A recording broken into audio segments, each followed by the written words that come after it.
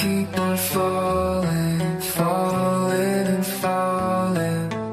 Will I ever reach the bottom? I'm sorry, 'cause I keep on falling, falling and falling. The dealer of pain is what they call me.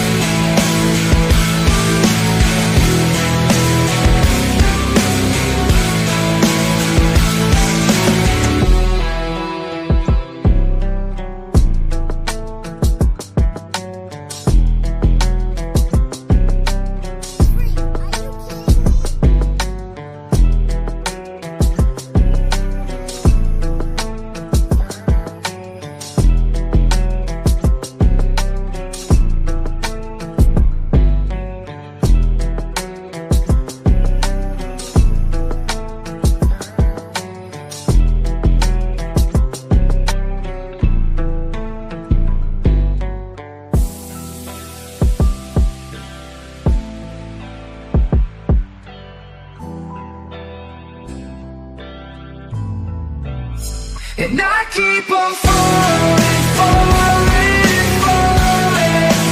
Will I ever reach the bottom? I'm sorry. I keep on falling, falling, falling, falling. The dealer of pain is what they call me.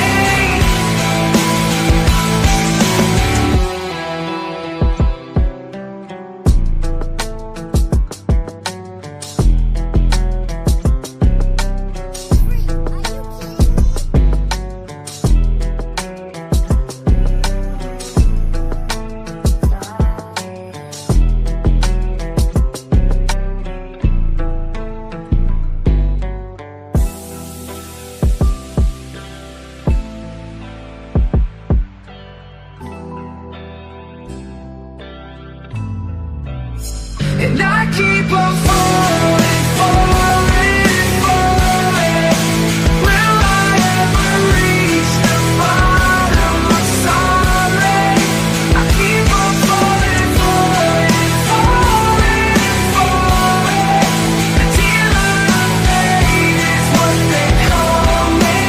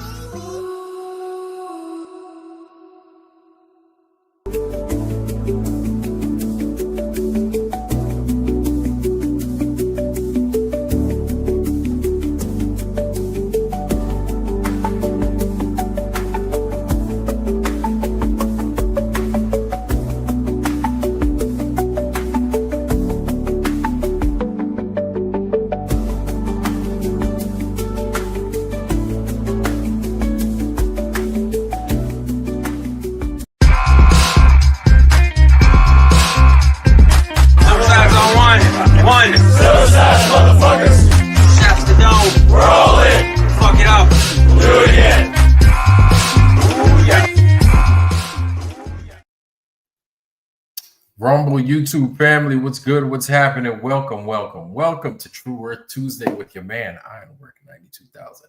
I know. What a surprise. First off, before I even continue, how do I sound? Not even going to ask about how I look. I know. But first off, how do I sound? Sound good? If I sound good and I look okay, I look decent, let's rock. Okay, first and foremost, how's everybody doing? Welcome. Good to have you guys here tonight. Thank you for joining us live on Tuesday. Yeah. I'm looking at myself right now on this camera, and this big old gap right here. You know what I'm saying? Just this joint going on. Just let me stop. Just gap missing, but yeah, things are a little bit different. I just shaved it up a little bit, you know. So I just wanted to kind of have a discussion tonight, go over a few things, and just wanted to talk about how we got here, how we got to where we are today, Tuesday, November 4th, 2025, how we got here, right? We are going to be different people tomorrow, I would imagine, right? Every day we change, but how did we get here today, right? How did we get to this frame of thought that we got to? But before I continue, before we even go there, before we even start scraping that, let me start saying what's up to everybody in the Foundry. Santero59 kicking it off. Welcome, sir. Good to see you. Pebs is here. Maybe she is, maybe she isn't. Who knows? Who knows? What do you know? Who can tell? Good to see you, sis. Pebs, Santero59, J.R. Hartley. How you doing, sir? Welcome, welcome. Moon Boots Chef. How you doing, sir? Moon Boots the Chef. How you doing? All right. Mrs. Soups. Mrs. Sidewander's in the Foundry with us. Welcome, welcome. Heresy Seeds here. Welcome, sir. The beautiful Tarita Cirque. Welcome, ma'am. Good to see you. Good to see you. Chris Getz. Hopefully no relation to Bernard. Good to see you. Good to see you. Welcome, sir. Christy Lee Dawes. Sis, it's been a while. The beautiful Christy Lee. Christy Lee Dawes. Welcome, sis. Good to see you. Good to see you. Chris Allen, man, he is here early today. What a surprise. Chris Allen is here, y'all. Good to see you, bro. Warrior coming out and playing with us tonight. And it is dark. It is dark. You know, we have daylight, whatever time. It's 5:30 and it's dark. We know why, because the sun is further south now. Anyway, it's that time of year. It's starting to get cooler. It's starting to get darker faster. But with that, we have a Black 5:30. And with Black 5:30, we welcome still Half Warrior. Mr. Warrior is here with us today. Don't go to sleep yet, man. Stay up, stay up. Walker, Mr. Harmon Walker. Good to see you, sir. Harmon is here with us. All right, Harmon, it's good to see you. Good to see you. Stay with us tonight, man. Stay with us and join even, please. Join if you will. All right, Sugar Nose. Sugary Nose. Good to see you, family.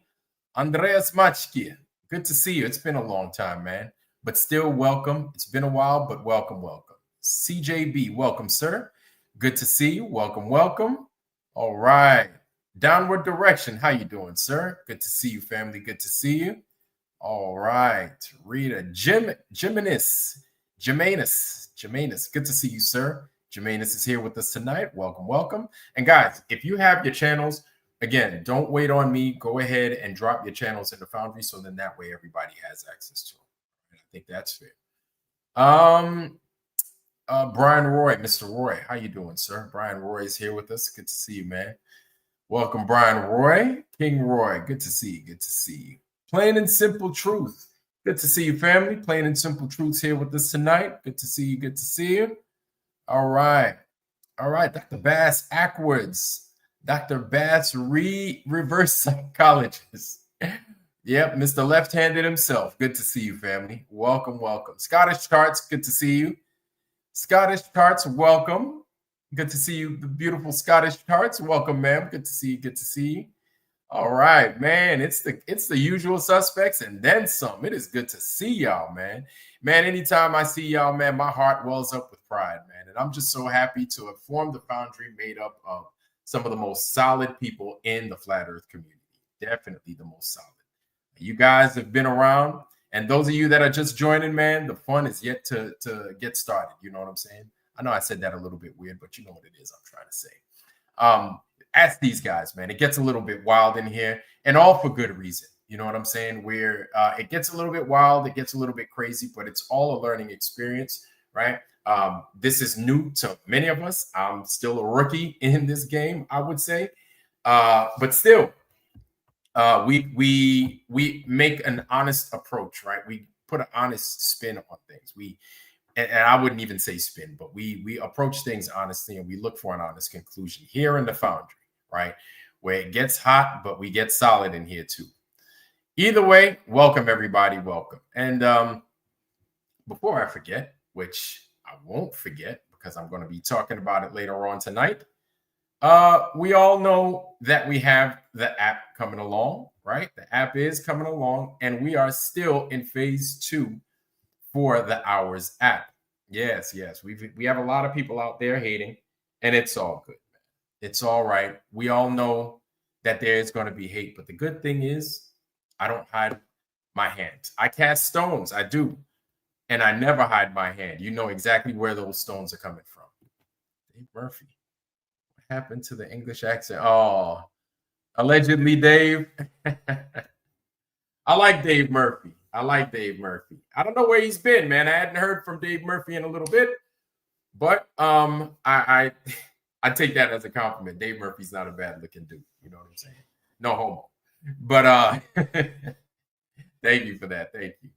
But now I don't know how Dave Murphy would take that if you told him, hey man, there's a guy named Vlad look just like you. He'd be like, believe me, I look nothing like that bloke.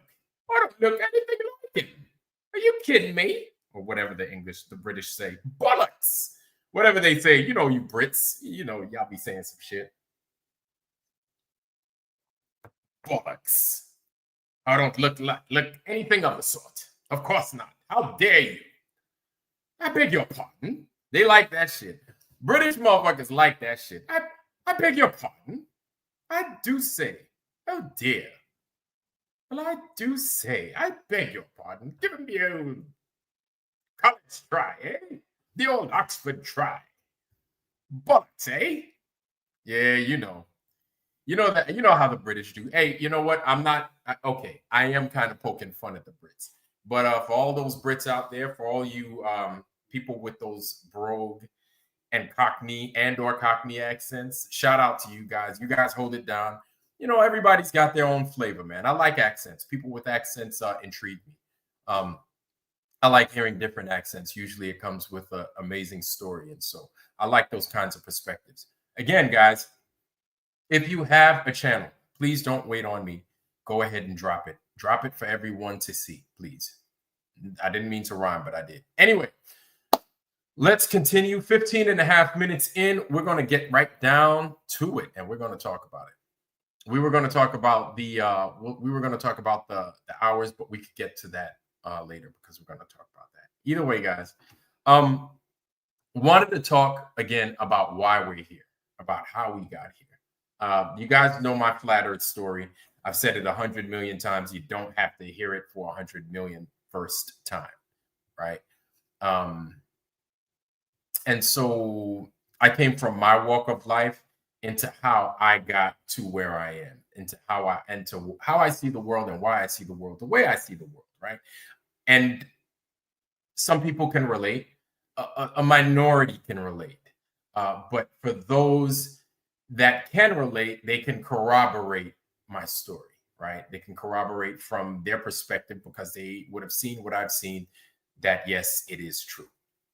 Now, what your story is and how you came upon the flat Earth, some of you guys, very small few of you, have given me your story. So I know some of your story and how you made it to the flat Earth. It wasn't without the kicking and the screaming, I'm sure.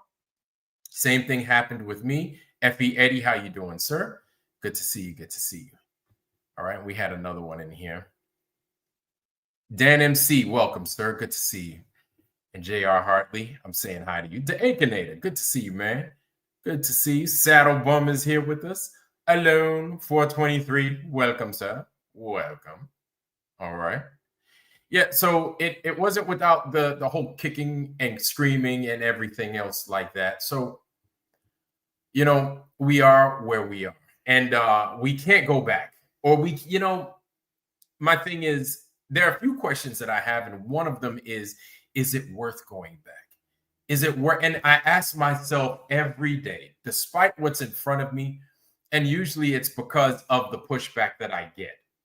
Is it worth going back? Is it worth going back to what we knew prior to finally ultimately getting to the flat Earth, and then a whole new world was open before us? Is it worth going back to that lifestyle? Is it worth going back to certain ways of thinking? Right. And before we answer that question, of course, I think I know what the answer is from damn near all of us. I would assume damn near all of us. Before we get to that point, I want to kind of get your minds ready. I want to kind of till the earth just a little bit. If it hasn't been tilled already, I want to till it just a little bit, just for you guys to see for yourselves how we got here, why we got here. And this is from the Mojo. The Mojo is one of those channels, right, that give you stuff, give you clips on, top 30, top 50, top this, top that. And so what we're going to do is we're going to comb through a few of these. And what I would recommend is, guys in the Foundry, go ahead and put your conspiracy in there, right? Put your reason as to why or how you found or ultimately came upon the flat earth. All right, let me shut the hell up and finally give it to y'all already. Boom. This is the top 30 conspiracy theories, right, of all time. Now, of course, these are going to vary, but many of the more familiar ones we're going to see is going to wind up being here in this list. So shout out to the Mojo. This is fair use, fair use, fair use. I'm going to go ahead, give you guys the link to the Mojo, and please subscribe to these guys. They have some pretty good stuff. So without further ado, everybody, top 30 conspiracy theories of all time, the Mojo. Let's get it. Dead, don't you?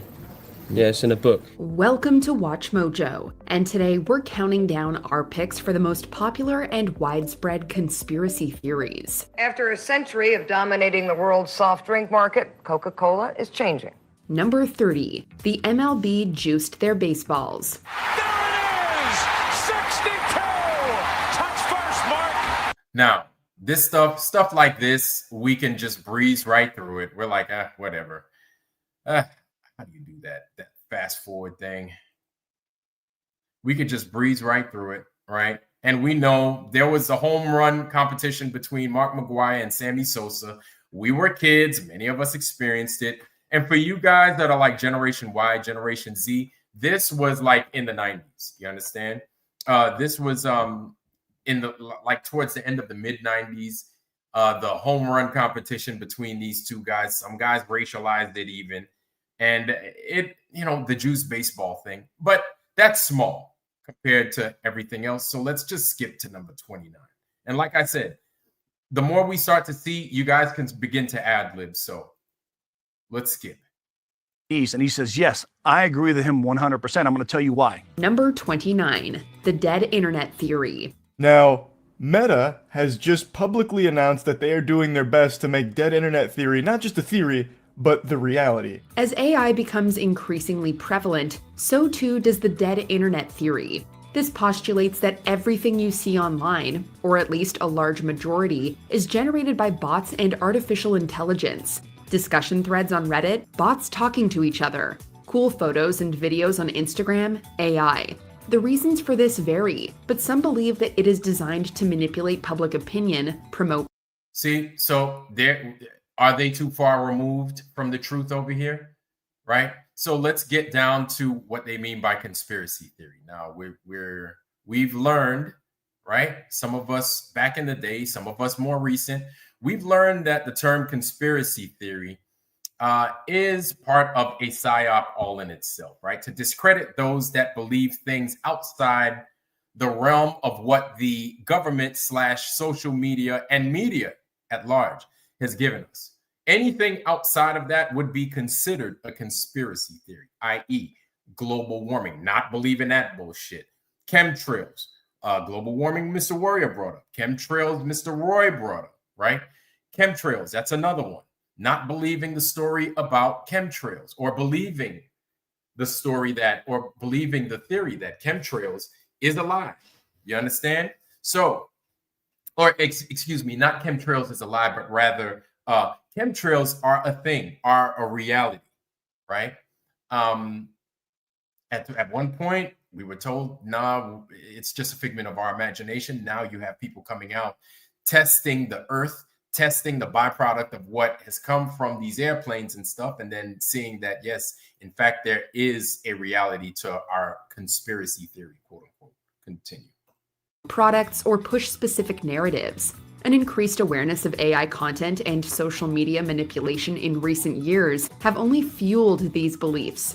Indeed, there may be something to this. According to cybersecurity company Imperva, bots made up 49.6% of all internet activity in 2024. 100%. It's a new baby bot. Its name, @LoserDonaldTrump. Someone out there wrote some computer code to create a Twitter account with just one purpose: pump out posts slamming Donald Trump. Number 28. The Titanic was intentionally sunk.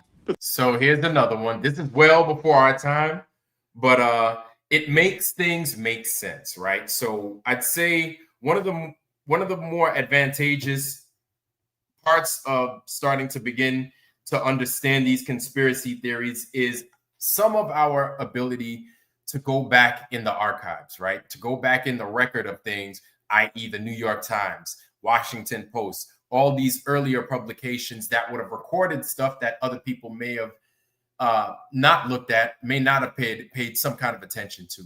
And now we're starting to see information from the past that might have just walked away from us, right? That we totally would have ignored. Now it's starting, these people are starting to bring light to things that we once thought were not possible. So now the news of the Titanic being sunk deliberately, right? We're learning, or rather we knew that there were a few multimillionaires on the Titanic. Now, you guys, here's a quick quiz. What recently happened that is somewhat similar to what took place on the Titanic with the multi-billionaires, millionaires, right? These people of note. What was recent that happened where something like this took place? You guys just let me know in the chat. Fill us in the Foundry. And then we'll continue. This ship can't sink. She's made of iron, sir. I assure you, she can. And she will. Ask people what happened to the Titanic, and most will correctly tell you that it hit an iceberg. But there are some out there who believe that the iceberg was merely a convenient scapegoat. Now, here's the thing. Don't trust these fucking channels, right? Don't trust anybody. But let's think about it. Let's think about it. You heard how she said correctly stated, that they correctly stated that it hit an iceberg. So already this channel is just greasing up your mind and preparing it for its answer, for the politically correct answer. It hit an iceberg. Now, the politically incorrect answer was that the Titanic was deliberately sabotaged, right? And so, yeah, there's that. But let's continue. Number of conspiracy theories related to the sinking, like the idea that the brand new Titanic was swapped with her damaged sister Olympic in some kind of insurance scam. Another prominent, if somewhat libelous theory, contends that financier JP Morgan had the Titanic sunk to kill off some business rivals who were traveling on board. Of course, neither of these theories have any substantial evidence to back them up, but that doesn't stop people from believing them. So this is the use of Hollywood. Hollywood's going to get these things out there, put a dope-ass soundtrack to it, have you believe the official narrative. These guys are good, man. Hey, look, shout out to the fucking agencies out there, man, because these motherfuckers are good. They've been doing this thing for years. They're pros at it. And we fall for the banana in the tailpipe trick every fucking time. So, hey, man, you can't hate the player, hate the game. And until you start winning the game, don't get mad at these. We can't really get mad at these dudes because they run the same fucking trick, the same playbook every time. It's up to us to whether we want to fall for it or not. But let's continue. Mr. Andrews, I saw the iceberg, and I see it in your eyes. Please tell me the truth. Number 27. Countless celebrities have faked their deaths. We don't know what it is, but some people just refuse to accept that certain celebrities are dead. Tupac's a good one, man. I tell you what, real quick story about Tupac. Real quick. I remember when he got shot. He got shot after the Mike Tyson match, right? Or during, it was during the Mike Tyson match. I think Tyson Holyfield. And then this was out in Vegas. After he got shot, they rushed him to the hospital, they said.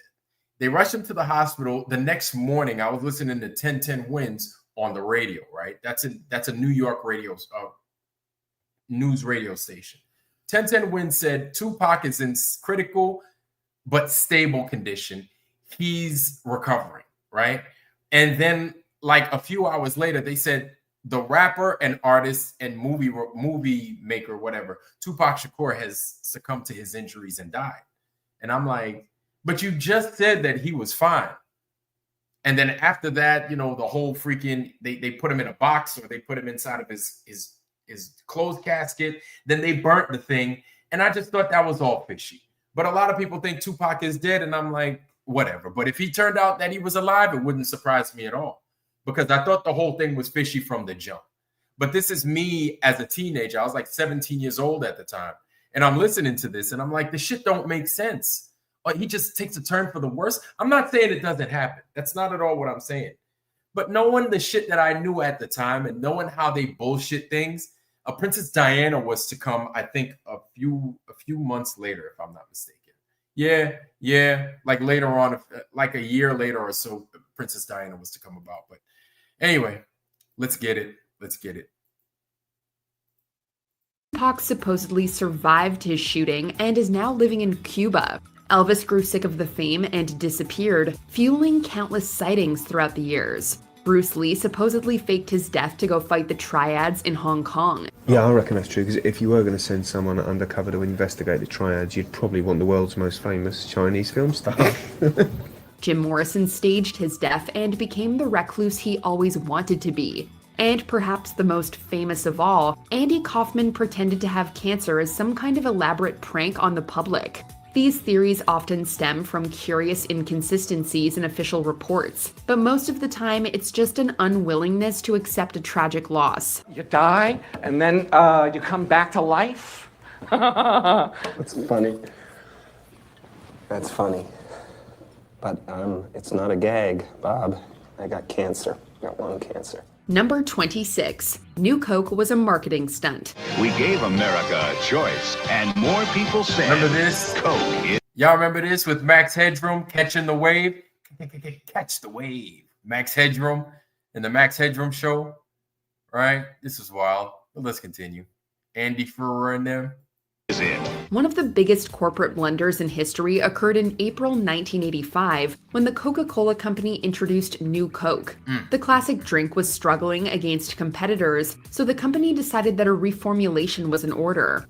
New Coke had a much sweeter taste, upsetting Coke devotees. And to make matters worse, it was marketed as a full-on replacement. You liked the OG Coke? Well, too bad. The public backlash was incredible, and just 3 months later, Coke announced that it was bringing back the original. Sales skyrocketed, prompting many to believe that it was all a marketing ploy meant to get Coke back into the cultural conversation. However, executives have continuously denied this, admitting that the intense hatred of New Coke caught them off guard. Sweeter, bolder, better. You're insane. Number 25. Crisis actors. This is supposed to be a man of God, but yet he's told the whole world that 26 people died in his church when nobody died. He's a liar. To be clear, crisis actors are... Guys, we are starting to become all too familiar with the whole crisis actors thing, right?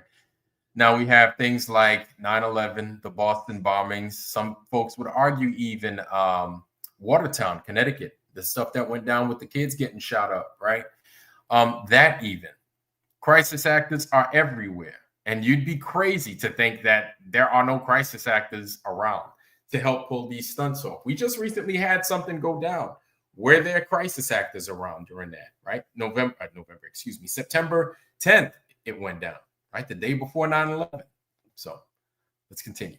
A real thing, often used to train first responders in emergency situations. But quote-unquote crisis actors have been a prominent conspiracy theory since at least 2012, led primarily by the controversial Alex Jones.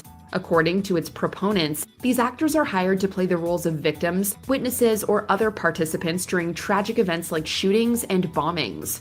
According to them, these events are either outright staged or the victim count is exaggerated by crisis actors. Why? Mostly for political agendas like increasing surveillance or implementing stricter gun control. This conspiracy isn't just untrue, but actively harmful. And you know what I like? I like how they tell you what it is.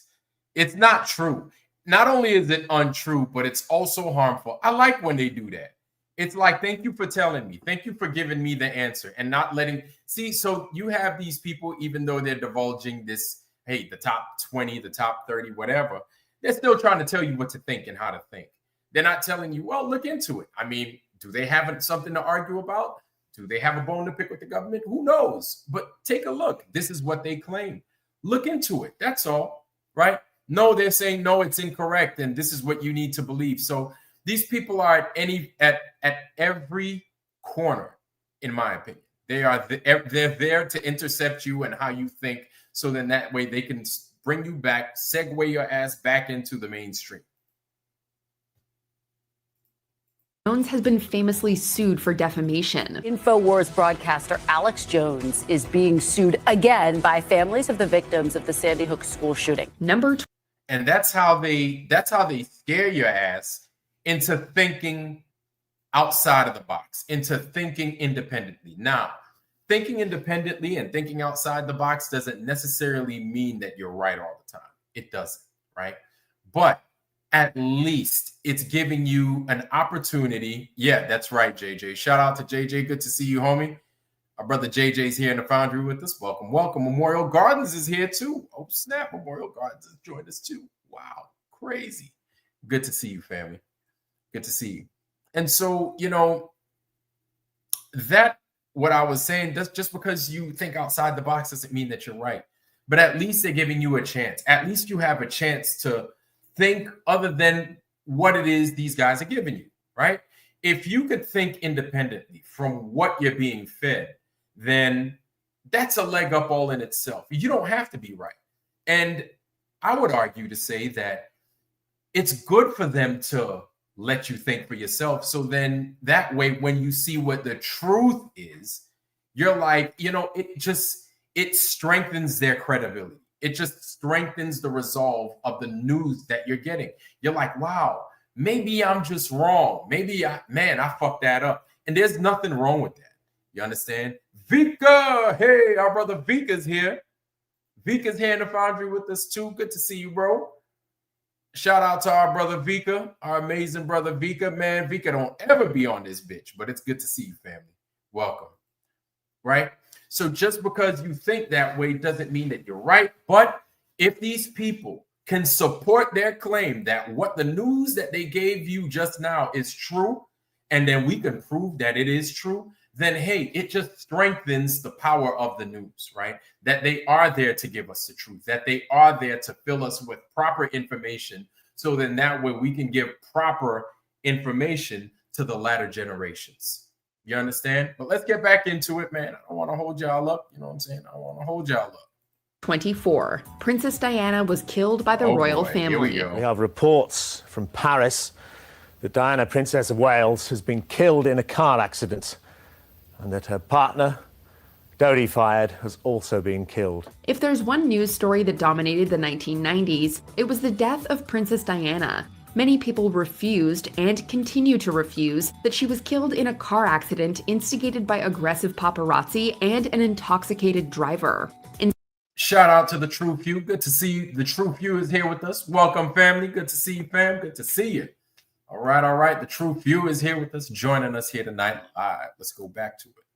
Instead, they think she was killed by the royal family. According to many theorists, the royals disapproved of Diana's relationship with Dodi Fayed and feared her mothering a Muslim child. As such, they hired professional hitmen to orchestrate the car accident and ensure that both Diana and Dodi were killed. Despite the conspiracy's enduring popularity, it has been continuously debunked, with numerous investigations. Thank you. Thank you for debunking it. Appreciate it. All right, next. They debunked it, guys. Next. Because let's just fucking believe everything they say. Let me stop. Let me just chill out and let these guys go. My bad. Ruling it an accident. Are you happy in your mind? There's no doubt that Princess Diana's death was an accident. Are you absolutely? There were never any sort of nagging feelings for you after this all concluded? There's nothing you look back on and think, that was an avenue that was still open to us? No, I'm absolutely convinced. Totally. Number 23. COVID was caused by 5G. Social media platforms are trying to limit the spread of conspiracy theories connecting 5G networks and the coronavirus pandemic. The COVID pandemic spurned a number of outlandish conspiracy theories, but none were quite as goofy as the infamous 5G debacle. In the early days of the pandemic, many people supported the theory that 5G radiation was either causing the virus outright or weakening our immune systems, allowing it to spread more easily. The theory points to the simultaneous. So my thing is then, okay. So you mean to tell me, and look, I'm not saying that I don't use internet. Everybody uses internet. So then RF radio. So I'm going to gaslight these guys a little bit. I think that's the right term that we could use right now. So then RF radiation is not harmful on the human body. Is that what you're saying? Is that some form of RF radiation isn't harmful? My thing is this: if you're going to talk about 5G and what it won't do to you, okay, talk about the potential risks of RF radiation to the human body. Don't just say, oh, well, 5G is not going to do anything to you. No, you need to talk about why people might think this, right? And I'm not saying that 5G is good or bad. Now, here's the thing. You have people that have done these studies that say, hey, do not have this next to your gonads. Do not have that in your back pocket. Do not have that anywhere on your person when you're walking around. Stop having as much exposure to your cell phone as you do on a regular. Yeah, I know, guys. I know. This is my cell phone. This is my cell phone. It looks like a damn scanner at Home Depot, right? Trust me, it's a good phone. Okay. It's almost 3 pounds heavy. It's a good phone, I promise you. My fingers is strong as hell. I got like the motherfucking claw out this motherfucker, like Jackie Chan out this bitch. You feel me? But it's a brick phone. No, it's a whole phone. Real talk. But seriously though, so you do have people that do run studies on these things, and I would go as far as to argue and say that if what they're saying, if it's not just 5G, it's the other G's as well, right? It's not just 5 gigs, 3 gigs, 4 gigs, 2 gigs as well, right? These things can be harmful to your body. This is poison that travels through your system. And after a while, can it kill you? I don't know. But you have people that do science outside of the mainstream scientific community that find fault with these things. So to not lend them an ear, I'd say is disingenuous. And that's not fair, because if we're open to science, then we need to listen to the alternative from the mainstream as well. I would argue that. I want to hear both sides and then be able to make an informed decision. I don't think there's anything wrong with an informed decision, because at least you know both sides. And then the thing is these guys have an opportunity to prove it, right? They have an opportunity. Okay, let's see your oranges. Let's see your oranges. Let's see which ones are heavier. Let's see which ones hold water, right? And then we can make a decision off that. But anytime you start introducing money into the mix, then, and you know, you start introducing things like money and shame and what people can lose, right? Because of being exposed as working outside of what's good for the population, then you run into problems. You run into problems because there's a good chance you're not going to get the truth at that point. Okay, let me stop. Let me let you guys get it. Let's continue. Rollout of 5G in certain major cities and the emergence of COVID-19 as evidence of a connection. But this is simply a correlation fallacy. And unlike many on this list, this theory actually had real-world ramifications, with many vandals burning or destroying 5G towers. Fear and a lack of certainty will make people do some shocking things. For police in Quebec, this has fast become a familiar sight. A cellular tower set ablaze. In 1 week, police responded to 7 similar fires, all targeting cell towers. Number 22, Holocaust denial. The suspect target. Is it denial or is it correction? Let's let it continue. Temple Emmanuel's welcome sign and a back door, taping up posters that called the Holocaust fake news. We've blurred out the rest of the anti-Semitic message. For whatever reason, many people are of the opinion that the Holocaust either never happened or has been greatly exaggerated by the history books. The theories range in scope and severity. Some believe that the Nazis did not utilize concentration camps or gas chambers. Others downplay the death toll, arguing that far less than 6 million Jews were killed and that this number is merely propaganda. And yet others claim that the entire event is a hoax, having never actually occurred at all. Of course, this conspiracy only serves to legitimize and spread hateful ideologies, and it is actually illegal in various parts of the world, including Canada, Russia, and much of Europe. Mr. Jones, it is shocking to hear how vocally and unapologetically racist you are. Are you a Nazi? Number 21. 9/11. Okay, well, let's talk about that real quick. Let's be honest. Let's be honest. Okay. Let's just entertain it, and let's just say that the 9/11, no, the Holocaust happened exactly the way they said. Let's say that's true. Let's say it's true. What's going on now in Gaza? What's going on in and around that region for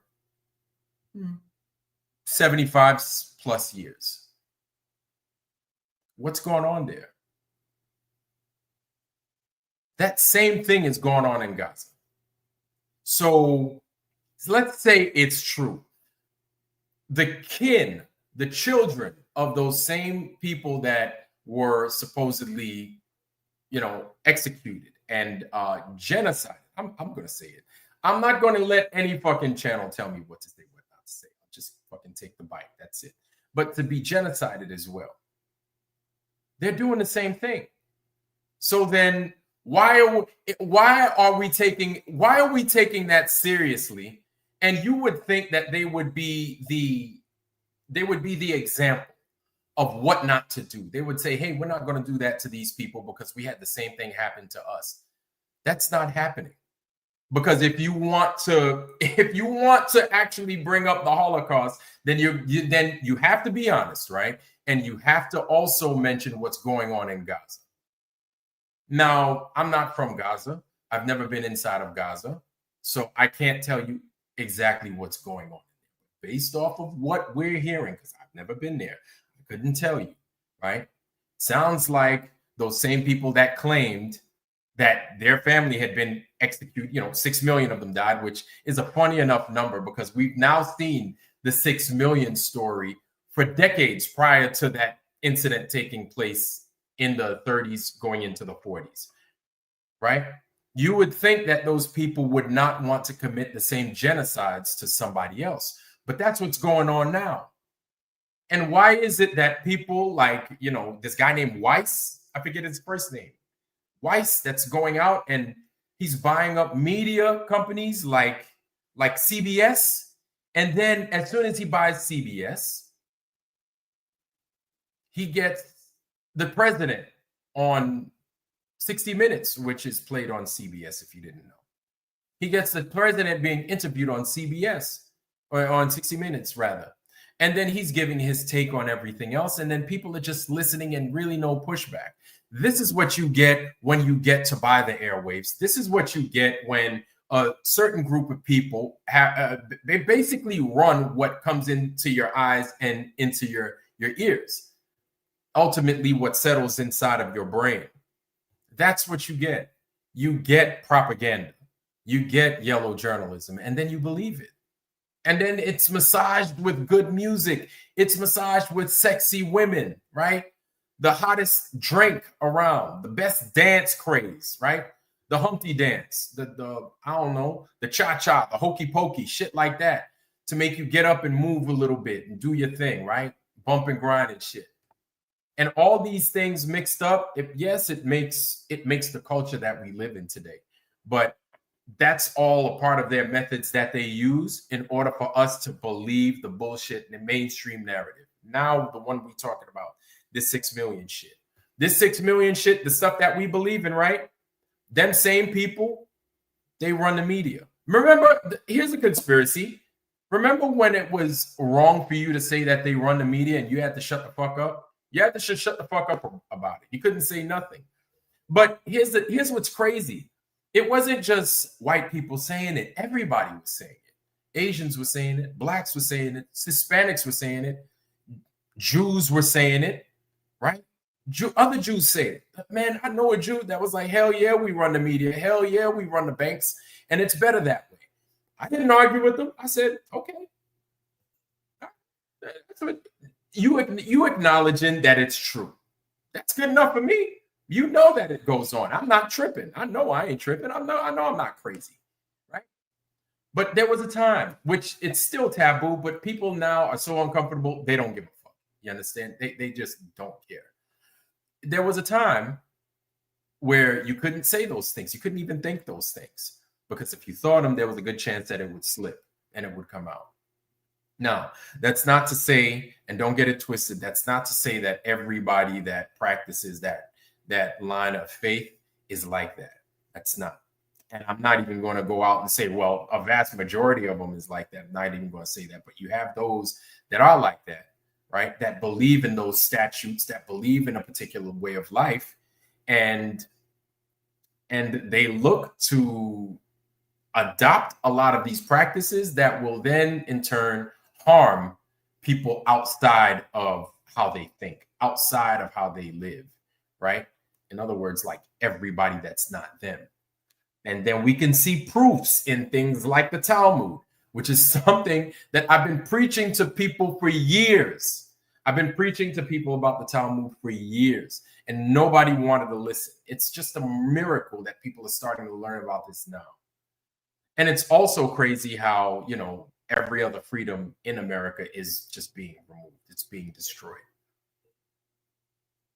It's being destroyed. Now, here's the thing. Like, we've been, since the Patriot Act came into play after 9/11, I'll tell you what, like everything, nothing, like rights have been getting gone fast, mad quick, right? The Patriot Act was basically their foot in the door to make these things happen. But they were going to do them anyway.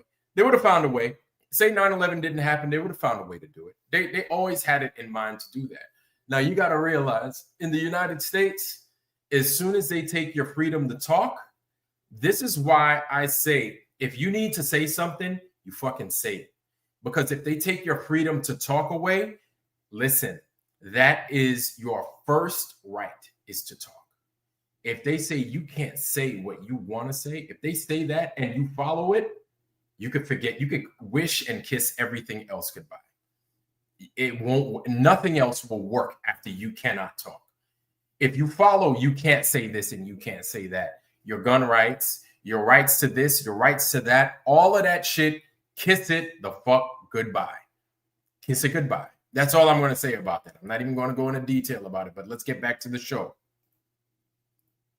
9/11 was an inside job. And more stuff is coming out now also, how much the Bush administration ignored the intelligence. It was almost like they ignored it because they wanted it to happen. Oh, come off it, Jesse. No, not oh, come off it. Wait a minute. Every war fought starts with a false flag operation. Trauma brings out the worst. And then, you know, you got to have stooges like Piers Morgan. You understand? You got to have those people in there like Piers Morgan that's going to be like, oh, poppycock, shit like that. You know what I'm saying? And it's good that they have a Piers Morgan in there, right? Because he's got everything that you would expect a fucking liar to be, right? Look good, prim, proper, hair clean than a motherfucker. He looks like you could believe him. But now you can't judge a book by its cover, right? You can't trust these motherfuckers. You know you can't. You can, now that we've seen it enough, you expect the liar to look just like Piers Morgan. You expect the liar to sound just like Piers Morgan. They look like him, they sound like him, and goddamn it, they are him. They're him every time, right? Come out with that nice English accent, you don't fall for it after a while. But this was I would venture to say that was made in like 2008, 2007 timeframe. That exchange between Piers Morgan and Jesse the Body. Yeah, that's his name. That was his name back in the day, Jesse the Body Ventura, right? When he was wrestling and stuff. But with Jesse Ventura, former governor of Minnesota, that exchange took place then. And Jesse is not as vocal now. At least I don't see him as much. But he was more vocal after he became a civilian, from being the governor of Minnesota. And so since he's been vocal, he's then gone on to do things like Russia Time. Okay. I'm saying all that to say Jesse was a staunch representative of 9/11 truth, and in general, not the quote, not the actual, you know, trademark 9/11 truth or this for 9/11 truth. No, he started it. Now, here's the thing. Sure, we can go into the government knew and then they ignored, fine. But then it gets a little bit more sinister than that. It gets a little bit more deeper than that. The people that were involved, right? Sure, we could go into why they got involved, but nobody's talking about the dancing Israelis. They don't talk about the dancing Israelis. Not too many people really talk about Building 7's coming down, right? Nobody really talks about the Pentagon, you know, all this, the Pentagon, the most fucking secure place in the known world. All the tapes go gone. How does that happen? How do you not have tapes for something that's supposed to be the most secure place in the world, the most visualized place in the world? No videos, no black boxes after these planes crash inside of this one and that one. Every other time we find a black box, but there's no black box. But then what I find funny is shortly, but you know, they didn't find no airplane debris over there either. They didn't find no airplane debris. And so I'm sure you can imagine me when 9/11 first happened. Let me tell you, I was 20 some odd years. I was young. I was very young. I was like 21, 22, something like that. 22. I was 22 when 9/11 happened, right? And I was going on 23, some shit. And when it happened, like I couldn't believe my eyes. I'm watching it on TV, and I thought when it happened, I thought it was Bruce Willis. I thought it was a new Die Hard, or I thought it was an old Die Hard, and I just don't remember certain parts. I was like, this looks good. I said, damn, wow, Bruce Willis, man, they be making these movies look crazier and crazier, man. I've never seen Die Hard look like this. People standing around. The rest of the boat is going on Liberty. And I'm standing around looking, I'm like, this don't seem right. Then you see towers collapse and shit. And I was like, oh, fuck, right? So when you see that in person and you experience that and all that other stuff, and then the things that tend to build up in your mind, and you're like, wait a minute. But how? Because, you know, the Empire State Building got hit by a plane back in the damn 40s or the 50s. How does that building come down because of an airplane? It doesn't make sense. I've never seen that. You do that, you do your own, you live your own life. You do things like fly in planes and then see battle damage assessment on buildings that actually get hit by bombs, right? Precision bombs.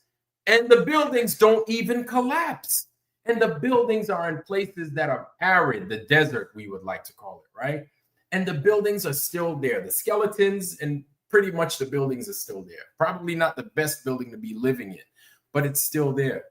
Just a piece or two of it missing. And these things get peppered with bombs and they're still there. How the fuck? And then I go back to thinking, how the fuck did that building come down? You start to draw your own kind of conclusion.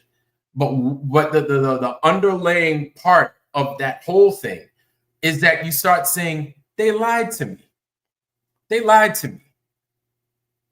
They lied to me. I just got fucking lied to again. And here you are.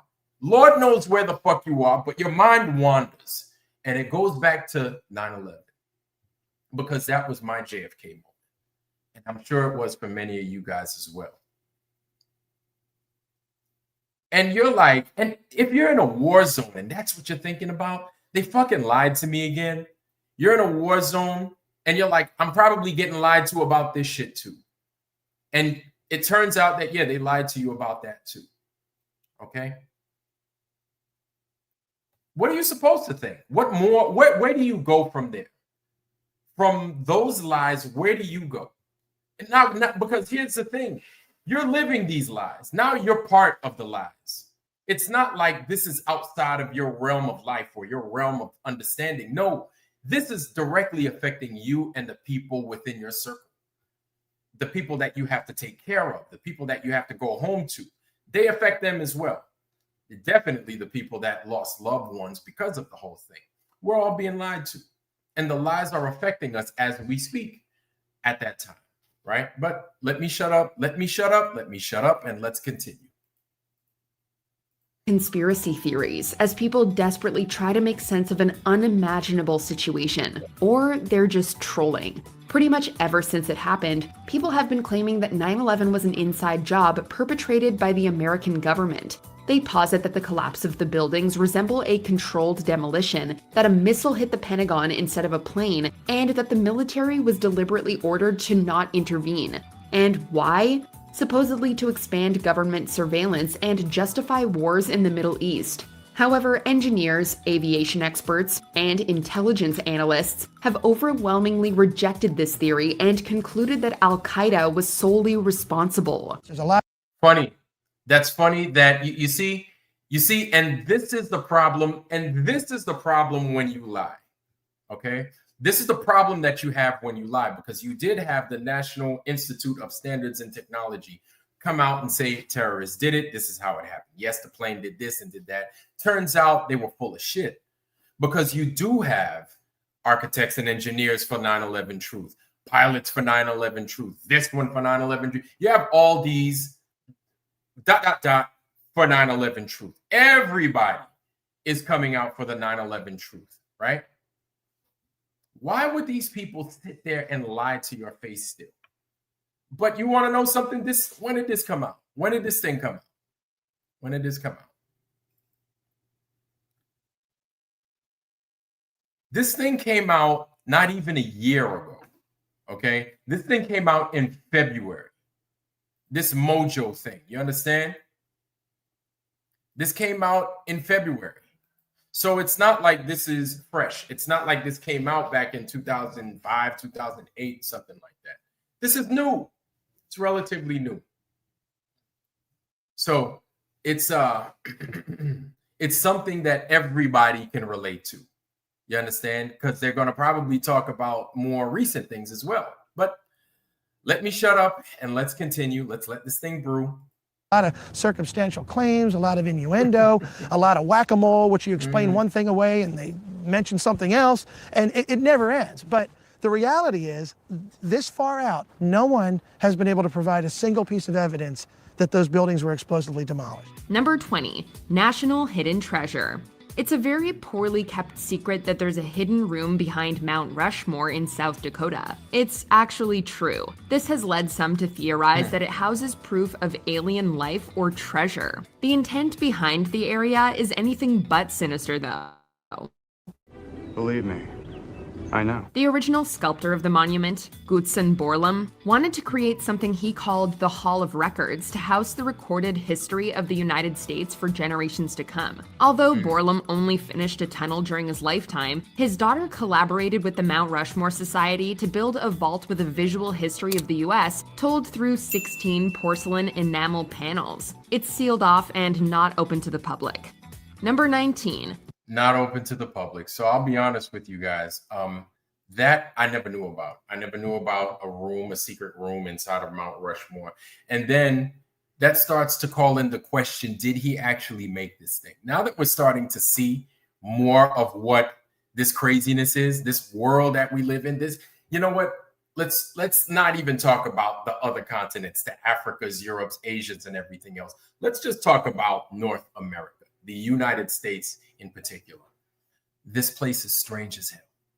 It doesn't make any fucking sense. If you compare the United States of what we were told compared to the United States of what we're starting to learn, this shit doesn't make any fucking sense. It doesn't make any sense. Now, granted, you get an A on every fucking test that you make, repeating this part, but it still doesn't make any sense. So this guy is going to build a gigantic fucking monument, the Mount Rushmore, make a tunnel for the archives for the American people, make a tunnel in there. He doesn't live to see it be made. And then it's not even talked about, number one. Number two, it's not open to the public.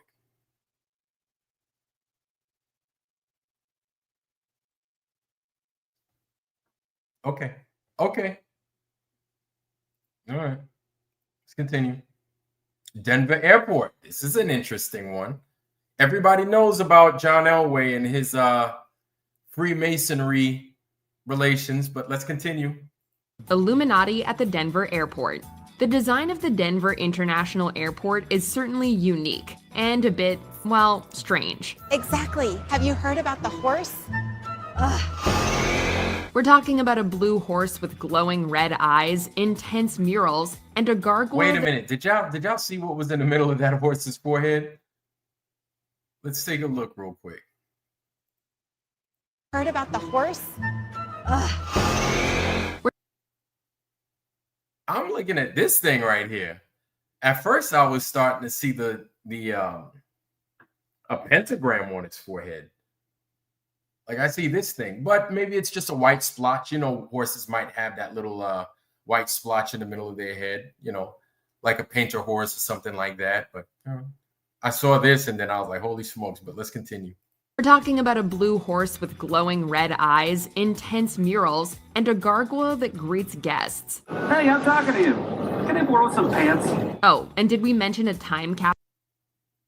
This is funny.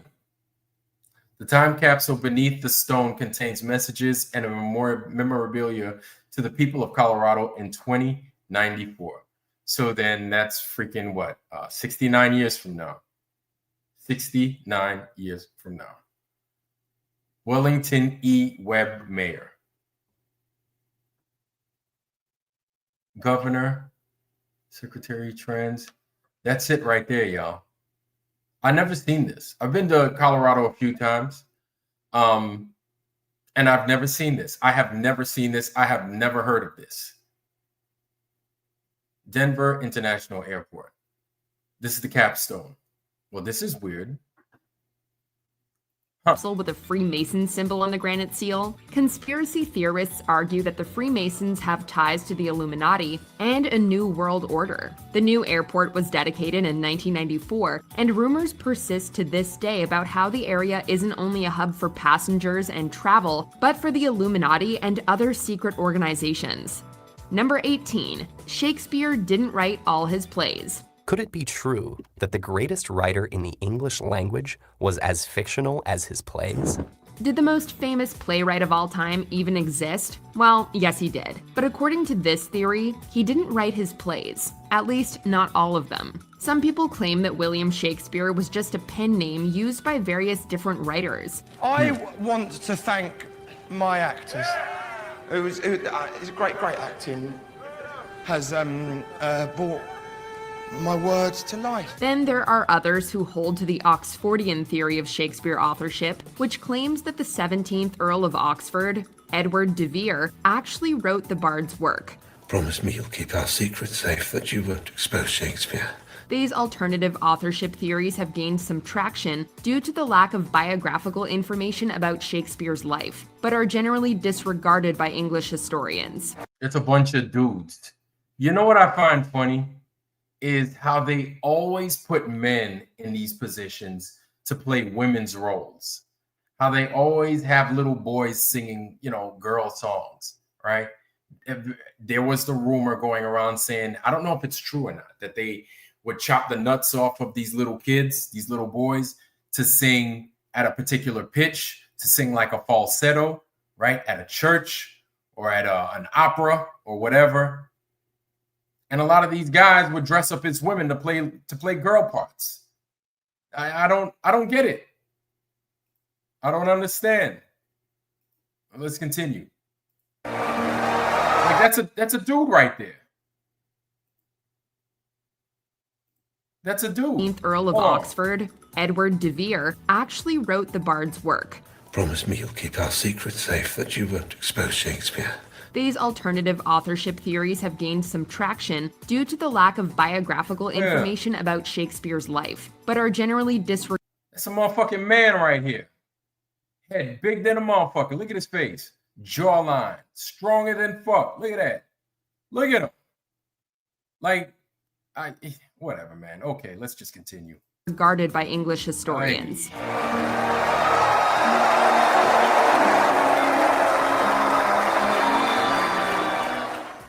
I understand that. That's why I said there was that thing going around saying that they would cut the nuts off of the little boys, and then that would keep their pitch at a particular pitch so it could remain falsetto.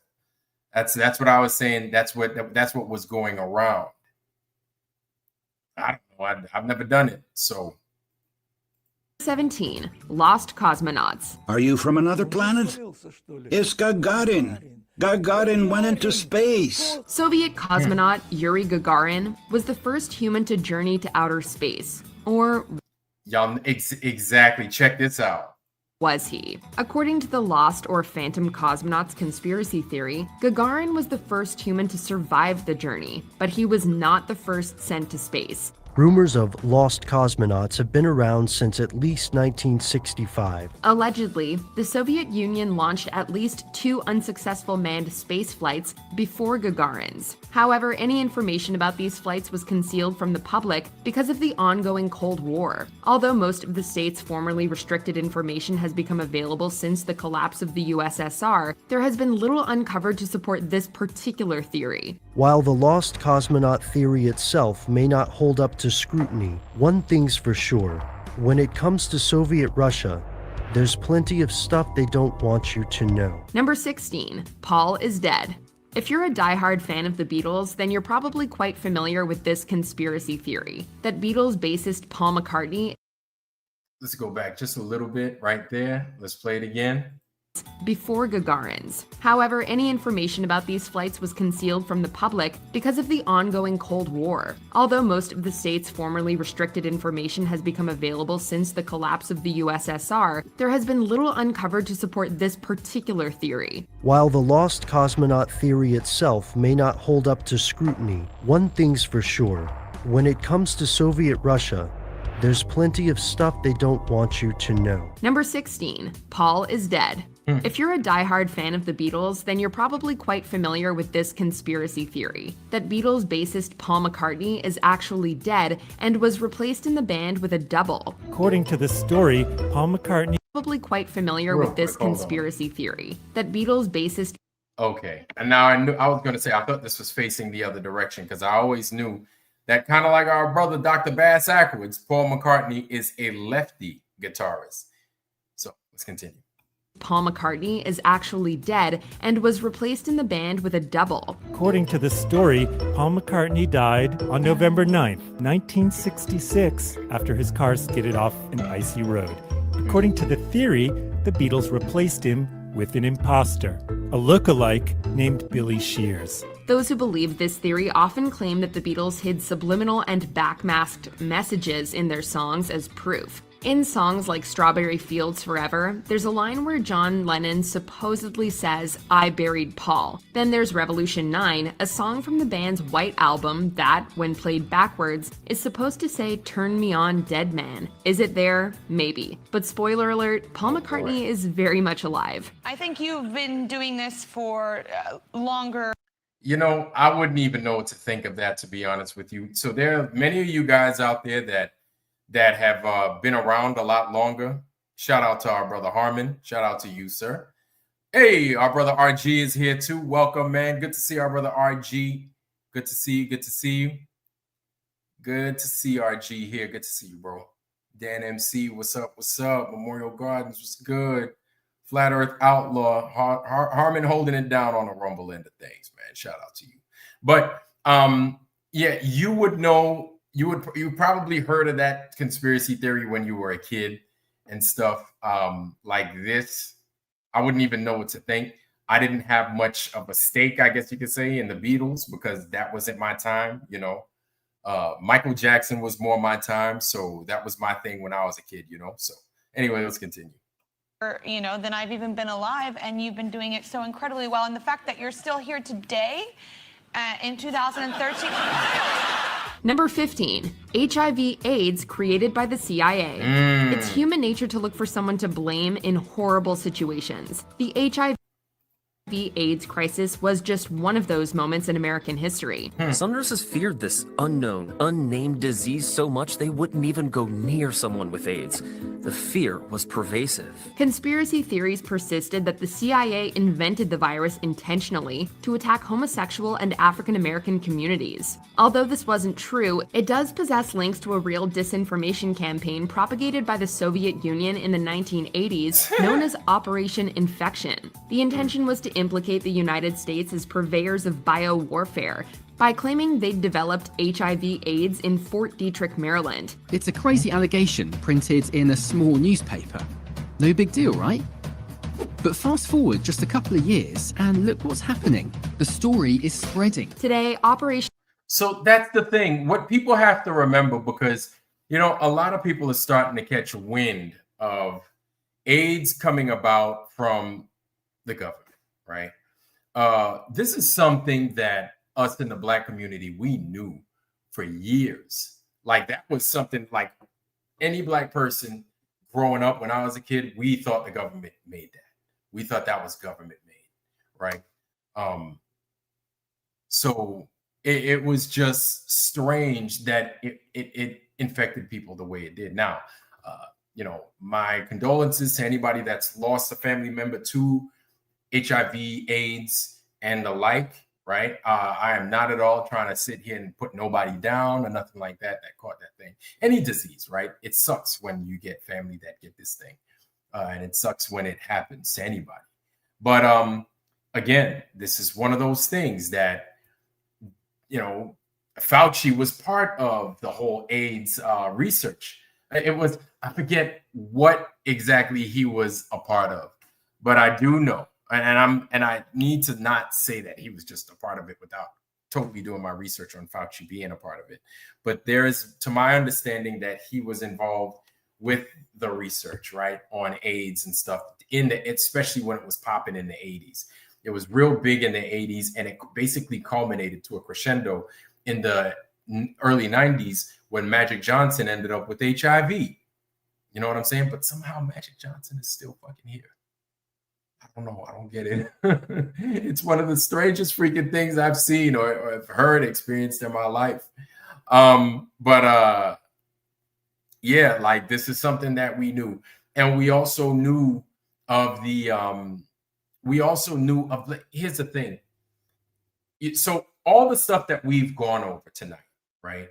As far as what could be a conspiracy theory, what isn't a conspiracy theory, a lot of these things we were like, okay, that checks. We know of that. We know of this. We know of that. Certainly 9/11. They haven't spoken about the other things like, you know, what we're going to mention, the JFKs and everything else, right?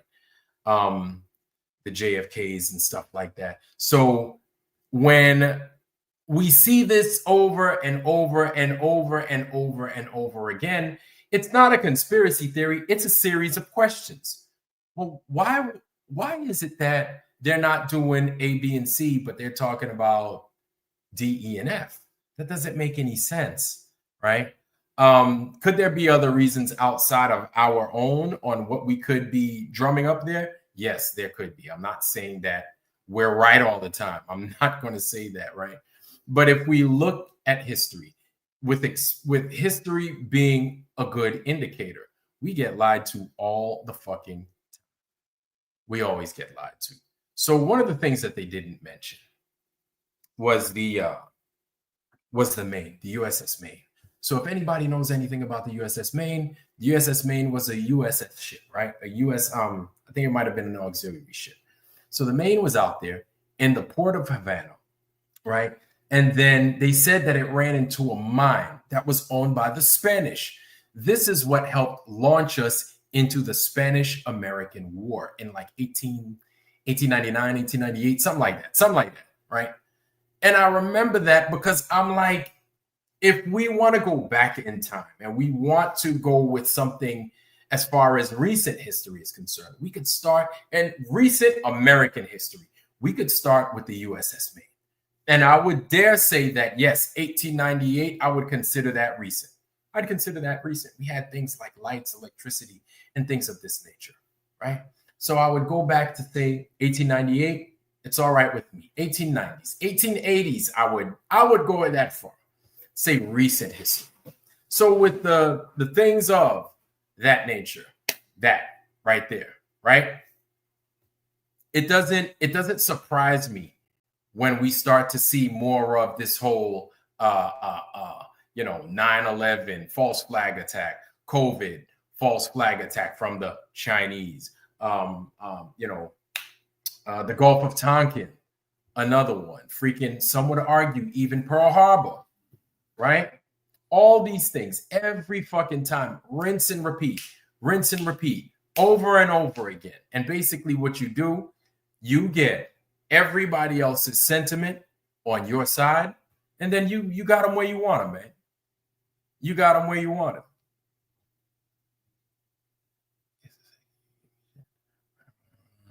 All right, guys, play nice, be nice, be nice. But I digress. Let's continue. We'll get there. Infection is seen largely as a way to deflect similar accusations against the USSR over their own biowarfare operations. Number 14, Satanic Panic.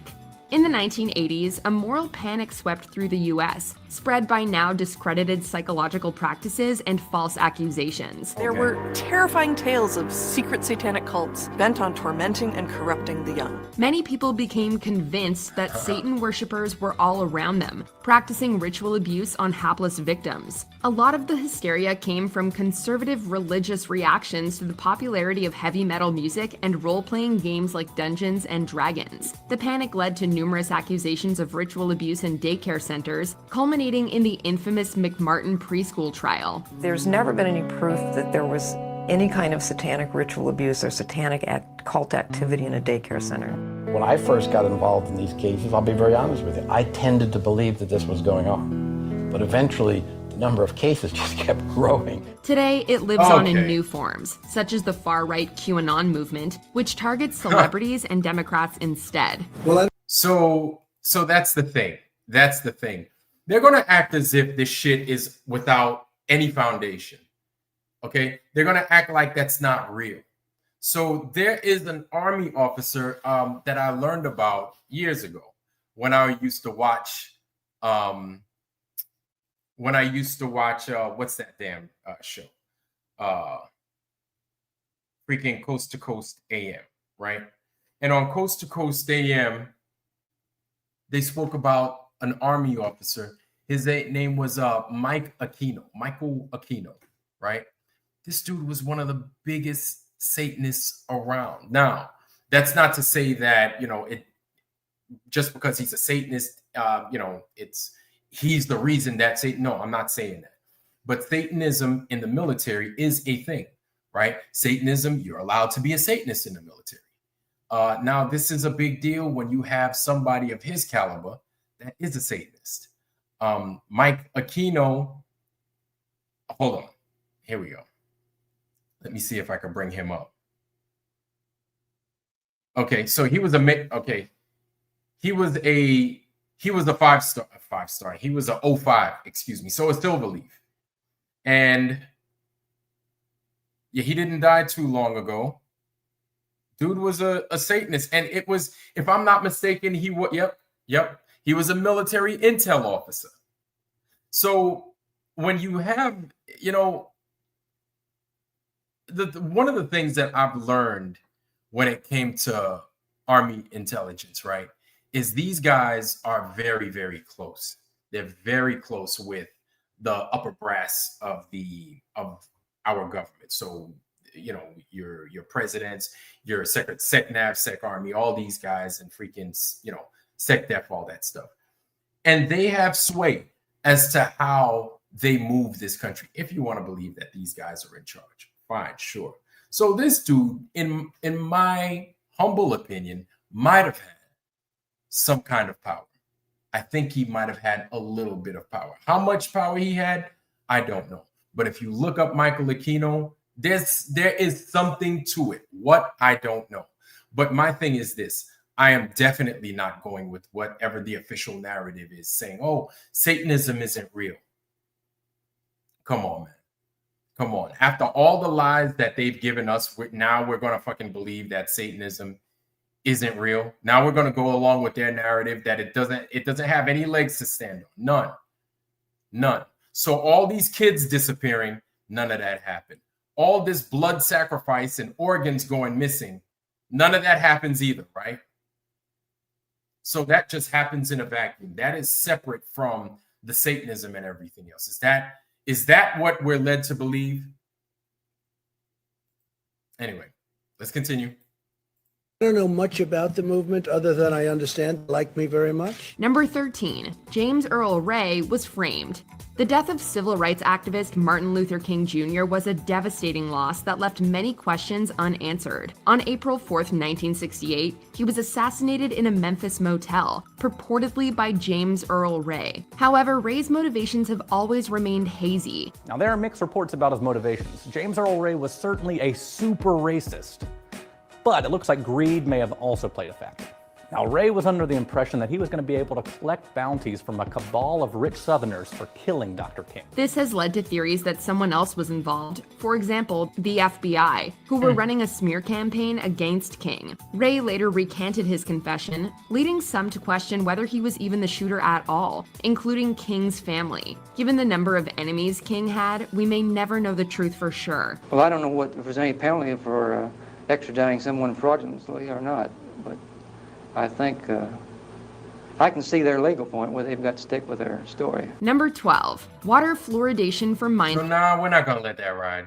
We're not going to let that ride off. So that's another thing that many of us thought in the Black community, is that Martin Luther King was not killed by James Earl Ray. And that's something that I'd heard as a kid. That's something that I was taught in school, that he killed him, right? But you heard inside the community, the Black community, that like, nah, man, that shit was fishy. It was probably the feds that killed him. We can't really put our finger on it, which you hear of a lot. That comes from everywhere. When you know something ain't right, you smell the shit, you just don't know where it's at exactly. You're like, that's not it. There's something over there, right? You get a nose for it after being lied to a certain amount of times. You just get a knack for it, right? And so it turned out James Earl Ray, not only did he not do it, that yes, and I'm not going to say in fact the government is implicit, but there's high probability that the government was implicit. So much information stacked up against the government at that point that the King family, Martin Luther King's son and his family, took testimony from James Earl Ray. He said, I did not do it. They said they believe him. Now, here's my thing. If you're that much of a white supremacist and you already know you got caught dead to rights, you're going to go down. You're going to be like, fuck it. I did it. I got caught. I did it. It is what it is. Right. That's how I feel. That's how I would approach it. Right. If I did some shit like that, and then you'll be martyred. You'll be everybody's hero that doesn't like Martin Luther King. But if you didn't do it, that's a problem. That's a problem. So we've got things to the tune of Princess Diana. We've got these Satanists. We've got Denver Airport. We've got the Apollo landings, Yuri Gagarin, the freaking Gulf of Tonkin, USS Liberty. You've got the USS Maine. You've got the Holocaust. You've got Pearl Harbor. You got Adolf Hitler that fucking, he just vanished. He disappeared. And then they give you a point saying that he killed himself. You got the Titanic. Thank you. You got the Titanic. You've got all of these things telling you, and all of these people giving you a story as to how it happened, only for bits and pieces here and there available, circumstantial evidence telling you something totally different. How the fuck is it that you can believe what this government gives you?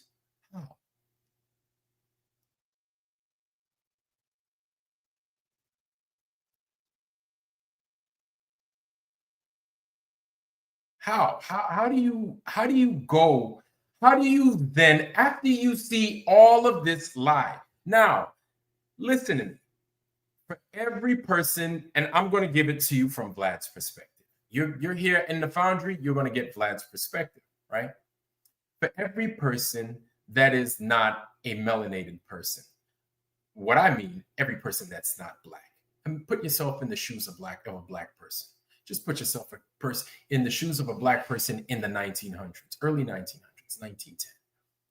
Going off, and then you have things happen like the Fort Hood incident and everything else. You have Blacks that are not allowed to fight in World War II, the Harlem Hellfighters and everything else. Then that happens. They are in World War I, excuse me, wrong time frame. This happens. We know the history. You have things Rosewood. You have Oscarville. You have the Devil's Peach Bowl. You have Tucson, Yeah, no, that's Tucson, Arizona, excuse me. Then you have Oklahoma, right? You have Oklahoma.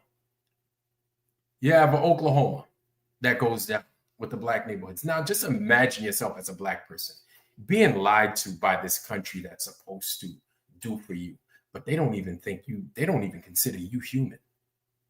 The lies you have to live with, you have to hear every day, just in the black community. And then everything I just mentioned. And then on top of that, everything I just mentioned. Imagine that. How does anybody believe anything that this government says? And listen, we're not even touching on the subject of what we typically talk about in this channel. We're not even there yet. We're just talking about some off-the-cuff stuff that everybody damn near knows about, right? This is like well-known conspiracies, right? Just imagine somebody that gets lied to every day normally, that gets fucked with every day normally. And I'm not talking about me. I'm talking about people from back then, right? I'm not talking about me. I'm not talking about us. Just imagine. So my parents are, my dad is 88. He's going to be 89 this September, God willing, right? And my mother is 79. She's going to be 80 this October. So very healthy people, but they've seen a lot of this stuff.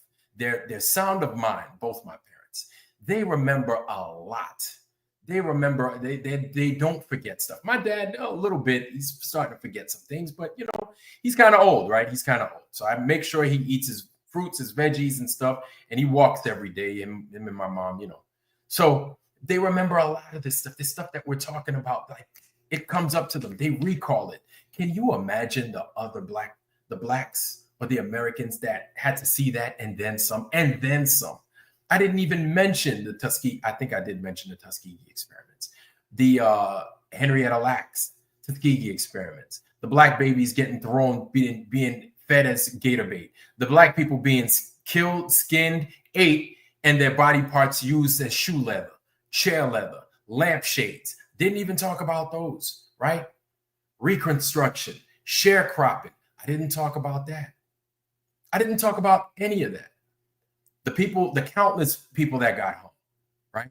The countless people that were murdered and their land taken by those that are not melanated, right? The countless people that live in the cancer alleys that get lied to that. And hey, it's not just black people that live in cancer alleys now. If I don't live in one, you don't live in one. There are poor people that now live in cancer alleys. Surprise, surprise. And you were being fed a line, being told, hey, no, there's nothing wrong with the water. It's perfectly good. We just live in it. We live in it. What's recent? Fucking Flint, Michigan, right? We're still dealing with that. Mississippi, Jackson, Mississippi, we're still living with that. California, their water problems. We're currently living with that as well. We just had this a few weeks ago. Shout out to Joe Gilberti. Joe Gilberti found a big old thing of water in Sarasota, Florida, doing his best to try and get this stuff to the public. Now he's a glober, but I don't care. Shout out to that man and the things that he's trying to do for humanity. My man gives up $500 million, and then what do? They throw his ass in jail. They throw him in jail because he had electronics on him while he was being incarcerated. And he's illegally, listen, we're being lied to live, in person, as we live, as we grow, as we learn. Guess what, globe people, you're being lied to just as much as we're being lied to. The only difference is we're not falling for the bullshit. We know the lies. We're seeing the lies, and as they come, we have those to our left and to our right of us that may understand these things a little bit better than we do. And so they call it out, we dissect it, and then we could then properly divulge this information to everybody else, right? And if they take it and they listen, cool. If not, that's fine too. It's up to them, but at least we plant that seed inside their head. We're constantly being lied to. This is stuff that I've seen since I was a kid, right? And, you know, shout out to my parents, shout out to my dad specifically, because he would tell me that, hey, man, don't listen to that stuff, man. It's bullshit. They're lying to you. They're lying. I was like, how could they be, Dad, how could they be lying? They wrote about it. See, I didn't get it. I didn't get it. But my dad was always there to tell me, they're lying, man. I'm telling you, it's bullshit. They're lies. They're lying to you. It's on TV. It's probably bullshit. It's in that newspaper. They're probably lying. You might want to look at that again. It's probably bullshit. You know what I'm saying? I didn't get it until I started to come into my own, get my own way of thinking, right? Dad's not around all the time, you know, to tell me that because he's working.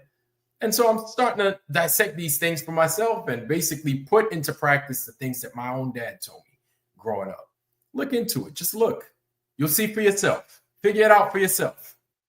And so I would show my dad, did you see this thing on Nightline that they were talking about with Princess Diana about how he's like, yeah, I saw it. It doesn't make sense. And I was like, yeah, so we'd have our own little conspiracy conversations. And, you know, Dad just, he's not one to fall for bullshit like that. He's like, yeah, man, it's probably bullshit. I can only imagine what my dad has seen as a youth when he was my age. I've seen what I've seen at my age, right? I can only imagine what a guy coming up in the 40s, in the 50s was seeing in Haiti, in the United States, with what was going on at the time. You can only imagine what somebody of my shade is experiencing in the United States on top of everything I just mentioned. And my thing is, guys, please don't get me wrong. I'm not trying to make this, it's just about Black people, but put yourself in that frame of mind. You think you're being lied to? You think you're being lied to? Just imagine how many lies they said to Black people. And they forced white people to help feed the lies to us, right? And they made a lot of your lives just a little bit easier than ours, just so it made it easier for you to help deliver bullshit and lies to us. And we already knew they were lies. We knew it was bullshit. We knew it was bullshit, right? But now we've come to a place to where a lot of the problems that were once exclusively for Black people, now they're for everybody. These problems are now at everybody's doorstep. The same treatment we got, y'all are starting to get. A lot of people that are not Black are starting to get. I don't want it that way. You don't want it. Nobody wants problems. Nobody wants problems. Nobody wants more problems for another person just because they're different. I don't. I think that's silly, right? But this government has found a very effective way to split and divide us. And now that the government doesn't care about us as much because they have AI doing everything, they're like, whatever, we'll tell you the fucking truth. It is what it is. Yeah, we did that to you. Now we're doing it to you too because we don't give a fuck. We don't need you. So they used white folks for what they needed them for. And then they're just like, whatever. They let you have your little your no kings protest and let you protest. And they're like, okay, we're going to do what we want to do anyway. We're going to team up with Israel. And if you have something to say about it, we're going to take your job away. We're going to take your livelihood away. We're going to start fucking with your bank account. We're going to probably kick you out the country and drop you off in the middle of fucking warring Kenya or Sudan. We'll drop you off in the middle of South Sudan. Enjoy yourself. You know what I'm saying? That's where we are now. And they don't give a fuck about what color you are. It's not like you're white and it's easier. It's not like that anymore. You're getting the same shit that we got. And so basically, we've come to a place to where all these lies, this is where we are. All these lies aren't just affecting flat earth people. Globe people, listen up. It's affecting you too. It's affected your life, your livelihood, your paycheck, your children, your food, your water, the air that you breathe, the soil that you walk on. It's affected all of that. And this is where we're at. And so all this stuff that we've experienced, and then we saw the flat earth, it was a wrap. It was over. It was over. Now, we're going to start to see more. These things are easier to see. Now, what guys, let's name a couple of things that we saw in the last 2 years. The last 2 years, what did we see? 2 years. So what? 2023 to now. You have Jeffrey Epstein, right? You have this whole war on Ukraine, the Azov battalion that happens to be some Nazis in the Ukraine, but somehow Israel goes and gives them training. Somehow you have Israel coming into the United States and giving policemen training. But then we're being told that that's a conspiracy theory. That's not happening. Chemtrails. Somebody brought up a good point. Chemtrails. Remember that? Chemtrails. Chemtrails are going on. They've been going on. We've been called, Alex Jones and them. Shout out to Alex Jones. He's been calling that shit for years. And we've been told that we're stupid because we believe that chemtrails are around. But now they're openly admitting, yeah, we do chemtrails. We do chemtrails. Of course we do. Now, whatever their reasons behind it are, sure. Is that true or not? I don't know. But they're doing it. They're admitting that they're doing it. The Iran attack. Right. Iran did this. Iran did that. Let's go fucking bomb them. Syria did this. Syria did that back in 2010, 2011, 2013. Let's go destroy them. Iraq, of course, we know that part. We get it. We get it. Lie on top of lie, on top of lie, on top of lie, on top of lie, on top of lie. Then we get delivered the flat earth at our front doorstep. Probably one of the only truths out of this mountain mess of lies, garbage heap of lies.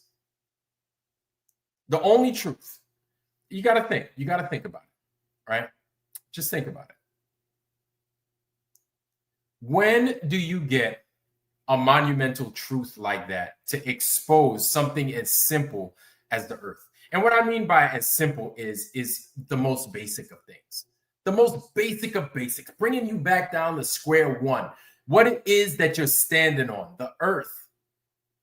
How the fuck do you get to where the whole place is a ball? Yeah, it's a ball because it's got to be a ball. It can't be anything else. Like, what else would it be? How can it be flat? It doesn't make any fucking sense. That's how, you see, that's how much these lies have affected us. How does it not make sense that this place is flat? Look at all the other shit that we just believed. Look at all the stuff that we just went down. We just went down memory lane. We went down around 100, 127 to 130 years. We just covered 130 fucking years. I didn't even mention Igor Volk. I didn't talk about him. I didn't talk about the Challenger. They didn't mention the moon landing. We didn't talk about those things, but we know of those things. And if you don't know who Igor Volk is the Russian cosmonaut, the Russian cosmonaut that came out and said, yeah, there is no space. Anybody that told you that they went to space, they're lying. That's Igor Volk. That's what he said in his words. In Russian, of course, which I don't speak. But right. Picard, A. Picard, 1931, goes up in that gondola and he says, hey, this thing it's flat with upturned edges. It's flat with upturned edges, kind of like a snow globe. What he saw, I have no idea. But flat, upturned edges, yeah, that's as high as a motherfucker could get, right? Of course, we did things after that, Excelsior and, the Red Bull jump and everything else. And then they have to add lies on top of something as mundane as a Red Bull jump, which Felix Baumgartner is dead. I don't know if you guys know that. He's dead. He just died like a couple of months back. 3-4 months ago. Felix Baumgartner is dead, y'all. He is no more.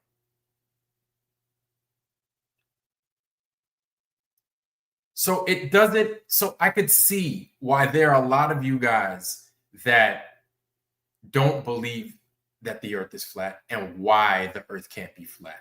I could see that. But you have to see the lies before the globe earth. You have to see the lies that we just mentioned. Take a look at the stuff we just mentioned before getting to the flat earth. Take a look at the stuff before we got to COVID.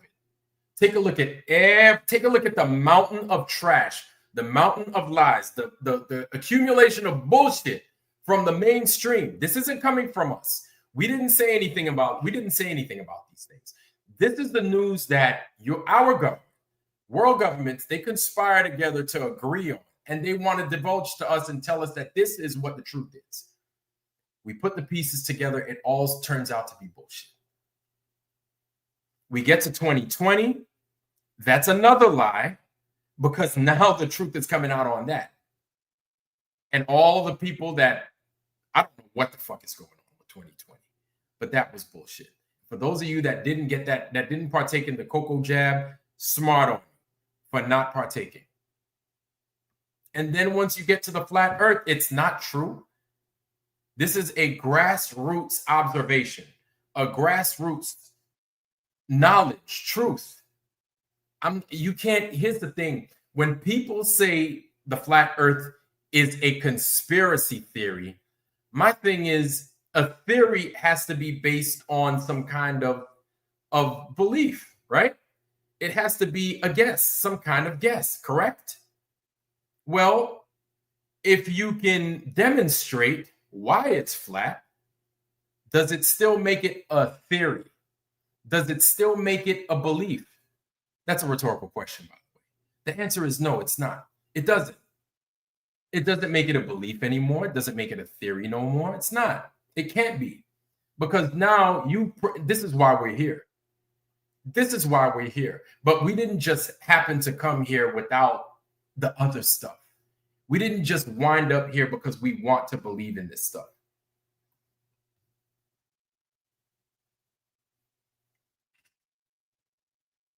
We didn't just wind up here because it's cool, because we get points, because we get discounts off at Domino's Pizza or something like that. It just doesn't happen that way.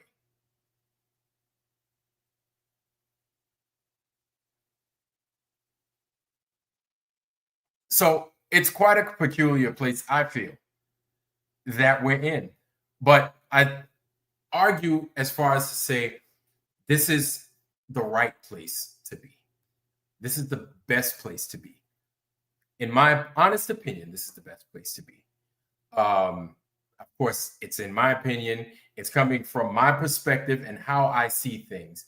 But I'm sure that there are flat earthers in here that are glad to have finally seen something of truth that we can understand, that makes sense, that kind of helps put other things in perspective.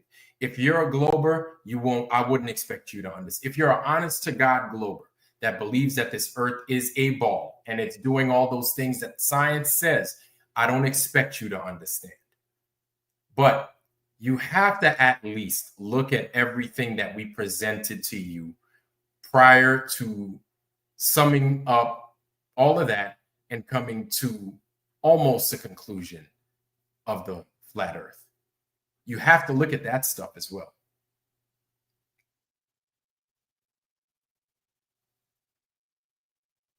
So let's go back to that video. Let's let these guys talk it out.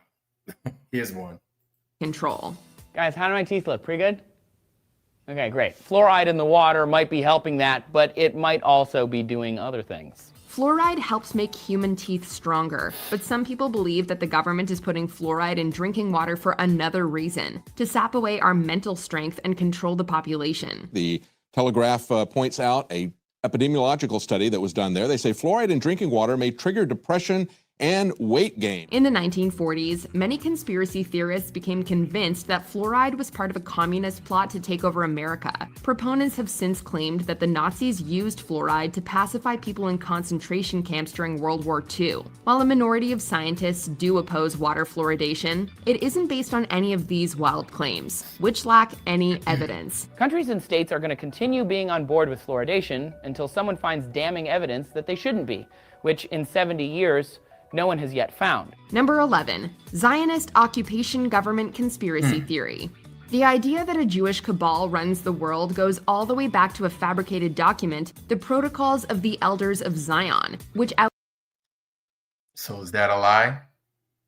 Is that supposed to be a lie too? Let's continue. Outlined a fake plan for global domination. It was a hoax, but anti-Semitism has kept the idea alive. The theory achieved new popularity in the mid-90s, in part thanks to the efforts of the Aryan Nations, a white supremacist group from Idaho. The hate first blossomed in 1974 when Richard Butler moved to Hayden and established the Aryan Nations World Headquarters. For decades, Butler shared his dream of a white-only homeland with recruits who came to his 20-acre compound. It comes in many forms, from claiming that Jewish people run the entertainment industry to denying the horrors of World War II. It's a strange but tragically true glimpse into the darkest recesses of the human mind. Number 10, advance warning of... Oh, why they had to stop it right there? That's my thing. So that's funny. I would have thought that we come to a conclusion with getting to why we're here in the flat earth, but you guys have to also look that when you become a flat earther, it's like a package deal, right? There are other things that come into question. We don't want for it to be like that, but our thing is we want to explore the truth. One of those truths is who's running this whole fucking show? And they said the banking, the entertainment industry. Who runs it? Who runs it? Huh? I'm not sitting here to poke fun at anybody or to talk down on anybody, but it's the truth. Like, who largely runs these things and why are they running it a particular way is the question. And it's not even why, but we see who. We see who. And it's largely those that are Jewish that run it. It's something strange. It's something strange. You know what? If you were to, when you get fight back, when you get people arguing with you for that, it's like saying, it's almost when a person says when a person is honest and says it looks like Jews run the media, right? Not just internet or not internet, but stuff that you see on TV, right? To the stuff that gets published, right? Print wise. It's almost as if somebody disingenuously would say, oh, black people don't make up most of the NBA. Like here's my thing. If a black person were to come out and say, black people don't make up the NBA, I'd be like, all right, look, all right, I understand somebody that might have been racist might have said it, but let's be real. We make up the vast majority of the NBA. Let's just be real. We do, right? Now, now part of the media, do the Jews run Hollywood as well? Because that's also media. Yeah. Now, I'm not asking follow-up questions. I'm just asking, do they run it? The answer is yes. The answer is a resounding hell to the yes. Case in point. I don't know if y'all remember me as a kid. I grew up watching the Arsenio Hall show, right? And to me, I didn't like watching late night. There would be times in the morning where I would be up watching it. Your parents are like, "Oh, I gotta watch Carson and shit." And I didn't think Johnny Carson was funny. I'd see him, and I didn't find the appeal in late night. I just didn't as a kid, right? Anytime I'd hear that,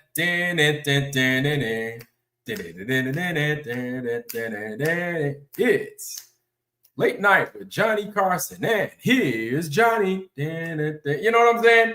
I would always look and I'd be like, oh my God, this dude is not funny. Now, when I look back at Johnny Carson, my thing is I want to go back and see who his guests were, right? Because I find that interesting. I'm like, oh, wow, look at that.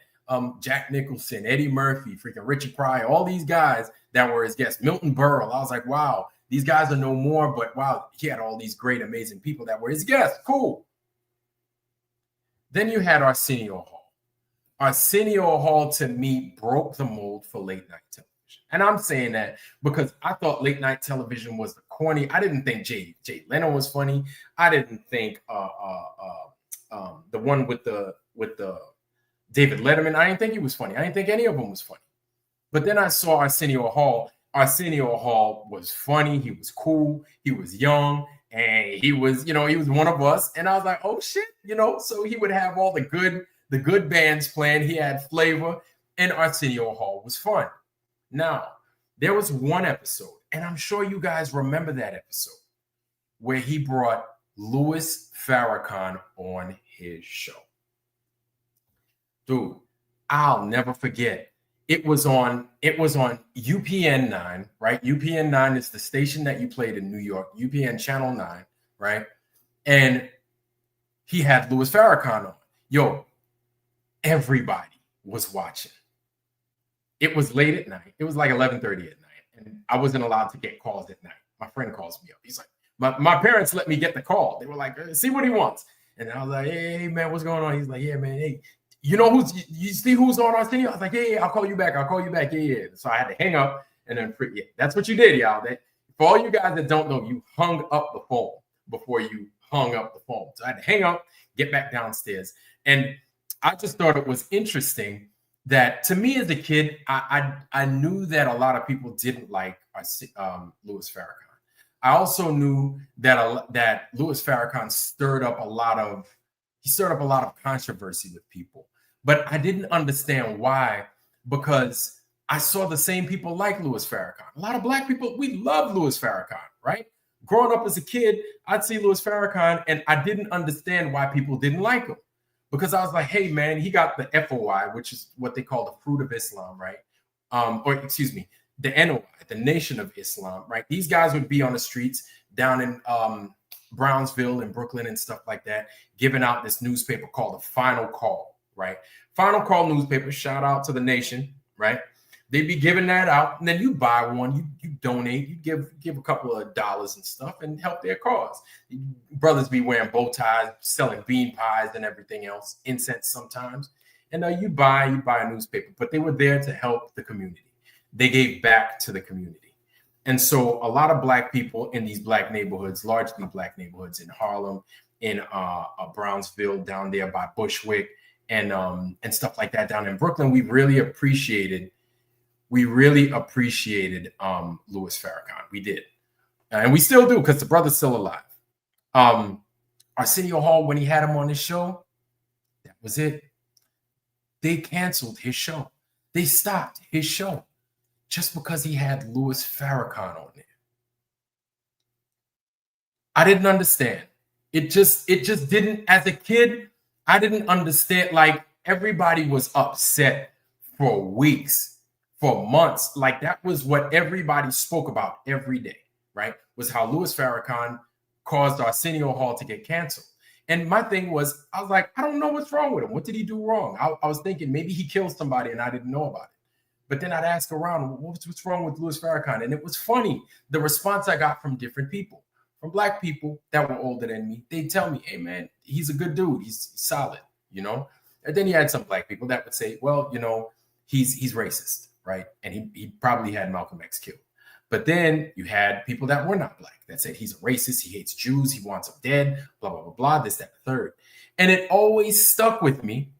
It always fucking stuck with me that I'm sitting here watching a dude not be able to do his thing. And it was, the Arsenio Hall was an amazing show. And I'm saying that largely because I was a kid and I thought it was the best late night ever, right? But it's a group of people that canceled that show, and it was done after one episode. It was that fast, that easy. And it was like early 90s. And it just stuck with me that. And that right there, to me, that was the beginning of what I saw that the community could do. I saw what a community like the Jewish community could do to a show as powerful, as big, as well known, and as fun and famous as the Arsenio Hall show. That opened my eyes. And when I saw that, it wasn't the same. It didn't make sense to me. It makes sense to me now that I'm older and I see what I see, right? But you don't, of course, certain things are going to stick with you and you won't know why until the time is ready for you to understand why, right? And then, of course, things like the USS Liberty, blah, blah, blah, so on and so forth. Yes, that then started to make my understanding a little bit stronger as to why that there are a group of people. And it would make me mad. The older I got, the more I saw the media spinning things. And I started to see who's in charge of this media, right? And who runs the media. and who the media tends to favor, right? And I had fault with it. I had problem with it. And then I started to grow an animosity towards Zionists. I did. And I still have animosity towards them. I still do. That's not a joke. And I think that most Americans do, especially with what's happening now. Israel first, America last, America never, Israel always. Right? I think most people now have a bone to pick with them. But that is part of that lie that I'm talking about. And then one could argue that they're part of the globe. They're part of helping you to think that this place is a ball spinning out of control in space. They're part of it. Their way of how they wanted you to think is part of why you see your society the way that you see it, and it's wrong.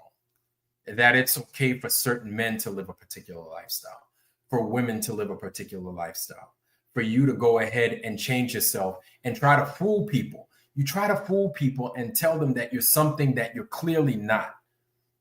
They've gotten control of the media so well, and they've crafted things so well that they'll tell you this envelope that you're looking at is not an envelope. It's not an envelope at all. It's a Christmas tree. They'll convince you that this is a Christmas tree. And a lot of people will buy it. I think I might have told you guys the story of when I was in boot camp.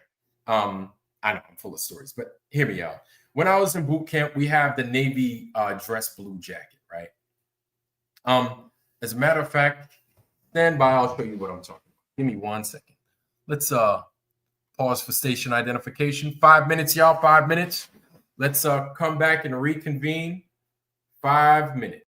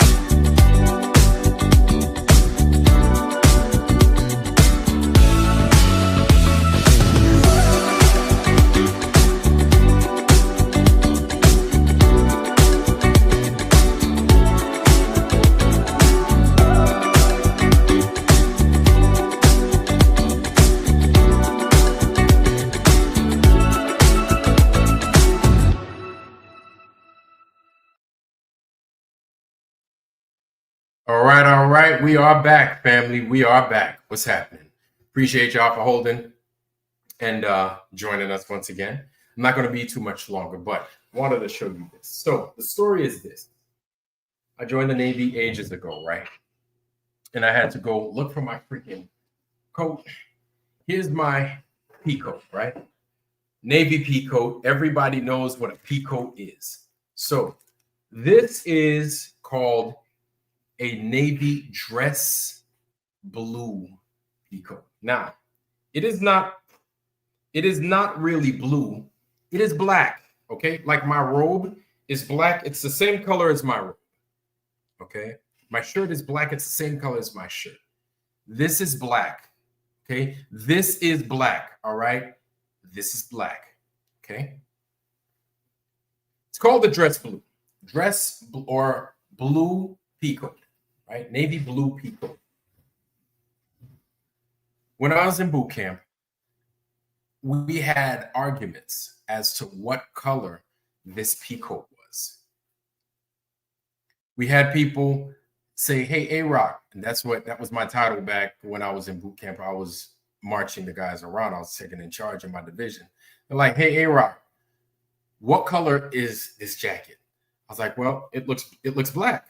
They were like, no, it's the navy blue jacket. I was like, yeah, but it's black. And so they were like, yeah, but it's blue. And so there was probably, I know it sounds crazy, but I'd say a third of the division thought that this was actually blue. They thought it was the color blue. They really thought it was the color blue. And so people actually bought into it. They were like, well, if you hold it up to the light right, kind of looks blue. And I'm like, I'm sitting there looking at everybody. And I'm like, wait, we're actually arguing this? I'm like, but it's black. It is black. And I'm thinking to myself, I'm like, maybe I failed my color blindness test. I probably failed my color blindness test to not see the blue in this navy pea coat. I'm serious. Like how convinced they were with how blue this black jacket was. They were like, no, it's really blue, even though they think it's black. It's really blue. That's why they call it a navy blue pea coat. And I'm like, I don't know what they're seeing, but I had to sit there and I had to say, maybe they need to get there. And I was serious. I wasn't making fun of anybody. I was like, maybe they need to take that color blindness test again. Maybe they need to get checked for color blindness, because whatever job that they have, they might not be qualified for because they're colorblind, obviously, because I'm looking at a black jacket. So they had me, and this was in the middle of boot camp. They had me every day damn near for the next like 3 to 4 weeks prior to graduating boot camp, looking at every black piece of article, or in the Navy, they called it a blue, right? They called each black piece of material a blue piece of material. I'm serious. I swear to you, they do. But had me looking at it, and I'm like, maybe I'm just fucking stupid. I might be dumb. That's the best I could come up with. I had to just call myself stupid and just walk away. I'm just probably dumb. I'll live with that. I could live with that. As long as it's me and it's not spreading to anybody else, we're cool. I had to just live with it. And then I was like, you know what? No, I'm not. Finally, I snapped the fuck out of it. I was like, I'm not fucking stupid. It's a black fucking jacket. Obviously, these guys are just fucking crazy. That's how they had a lot of us.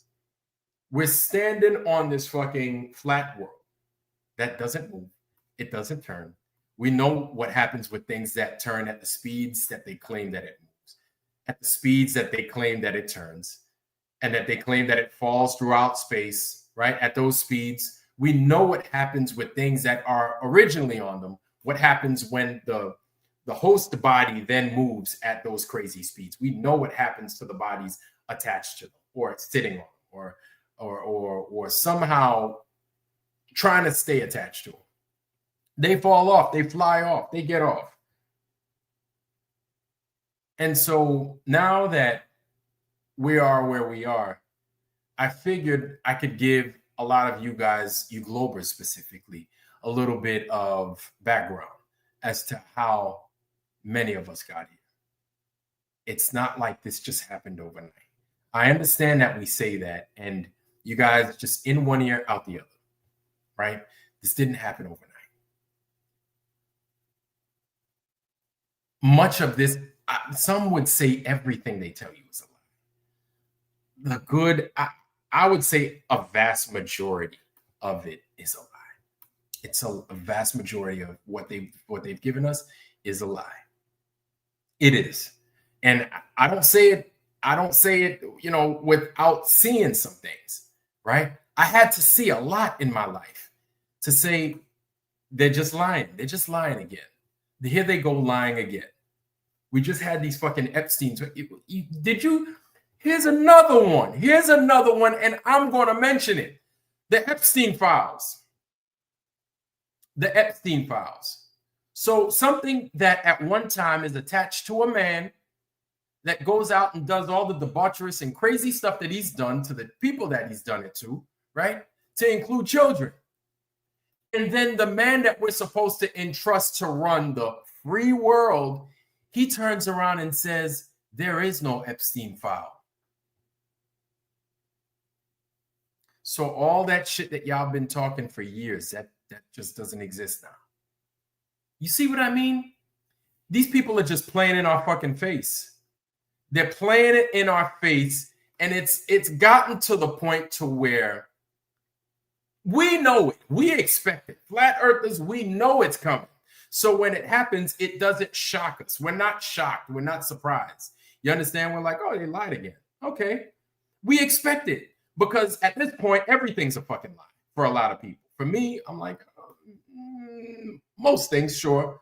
Everything, I don't know. I have a hard time thinking every single thing. But they make a lot of us make a good case for why everything is a lie. A good case. A good case. A good argument. A good argument. Now, here's the thing. They can probably better explain it than I ever could, right? With the platform that I got, God bless this platform and what I have going on. It ain't much, but it's something, damn it. And so I intend on using it for the powers of good, right? So these guys could probably explain it in a way better than I ever could, right? JJ's a little bit older than me. Harmon's a little bit older than me, right? Maria Rourke is somewhere in here. Pebs is a little older than me, I think, right? All you guys that have me by a few years, shout out to y'all. You guys might be able to explain this world a little bit better than me. You have a little bit more time here. So that comes along with age and wisdom. You understand? That there was never any files, right? I hear you, Harmon. But at that same token, there are some things that have been accumulated. Something has been accumulated. That's what the files consist of. An accumulation of information based off of and surrounding that individual that they called Jeffrey Epstein. They probably still call him that. Probably has a different alias because he's not dead. You had Trump get his ear shot off, and people still believe that his ear got shot off. That's how fucking crazy this world is. That's how much of a lie that these people offer. This dude did not get his ear shot off, but they still say that he got his ear shot off. Do you see what the fuck I'm talking about? Y'all see what I'm talking about? It's not like we're making up that he didn't get his ear shot off. No. He said that he got, listen, I know dudes that got their ears blown the fuck up. Deaf, not a deaf. This side, they should look like Tommy Lee Jones. This motherfucker ain't coming back. I know dudes that got a piece of their ear ripped the fuck off. It's not coming back.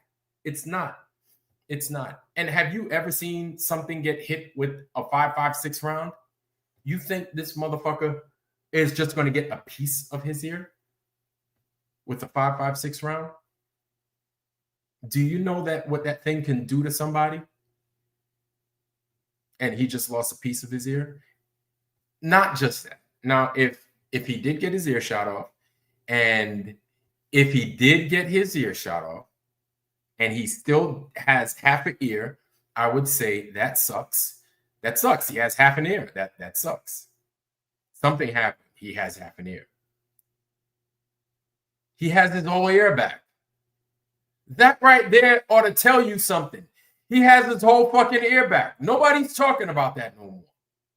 Nobody's talking about that. I'm not even going to talk about fucking Charlie Kirk and that AI nonsense. He has his whole fucking ear.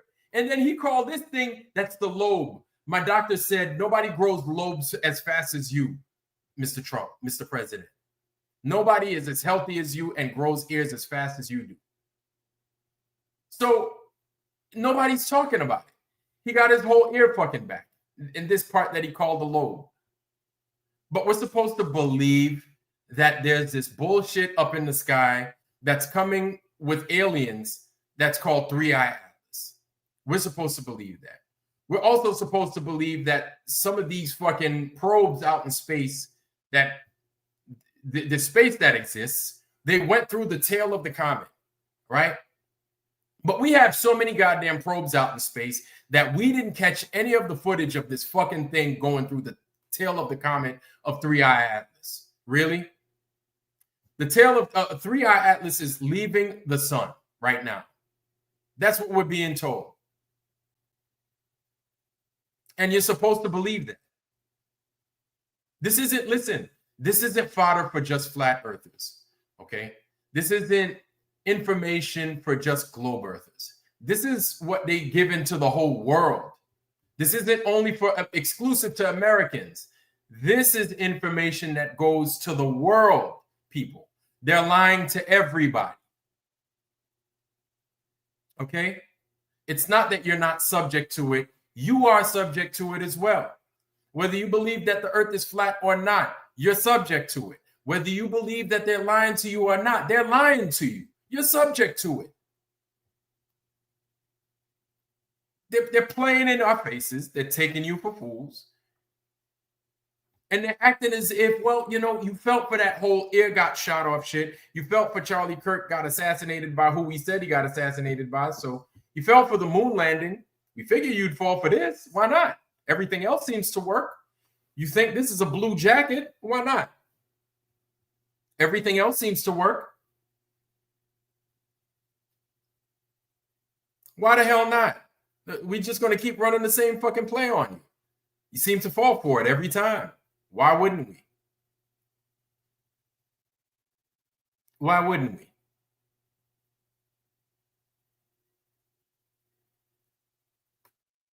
And so we've come to where we are now. We're learning more about this earth that we've missed out on for almost 50 years, right? I'm almost in the middle part of a century. And so now that we're here, we're starting to see that this world, it's starting to become familiar. I need to stop saying that it's strange. It's strange in that it's not the world that we were taught, but it's familiar in that it's making sense to our senses. The world is starting to become right because we're rejecting lies. As you reject lies, truths start to fall in your lap. Maybe I can preface that by saying, instead of when you reject lies, truths fall into your lap, I think your awareness changes. You're aware, you become aware, you become woke. You start to understand things that one time didn't make sense. You start to see parts of the puzzle that now this is where this fits. I see where this fits. I see where this makes sense. And I hate having to say that it all starts with the flat earth, but it kind of does. But it doesn't. Because if you don't see the other stuff coming, if that stuff doesn't make sense to you, the flat earth is going to fly over your head every fucking time. And it's not that I'm saying that we're special. We're not special, right? We're not special. It's not a skill to be a flat earther. You understand? It's just what you recognize. It's just you see it. You see it and It's like looking at the mind's eye. Anybody remember the mind's eye puzzle? That puzzle that had a bunch of gobbledygook, just a bunch of shit all over the place. And then you look at it, you can't figure it out until you give your eyes a rest. You come back to it, and then bam, the picture makes itself known to you. And then what happens when you look at the mind's eye? Once you see it, guess what happens? You can never unsee it. So anytime you look at that puzzle, anytime you look at that mind's eye and you come back to it, your mind instantly goes back to seeing that thing for what it truly is. And you can't unsee it. You can never unsee it. The flat earth it functions the same way. Just because I could see that part of the puzzle doesn't make me any better, doesn't make you any worse. It doesn't. I just see the puzzle for what it is.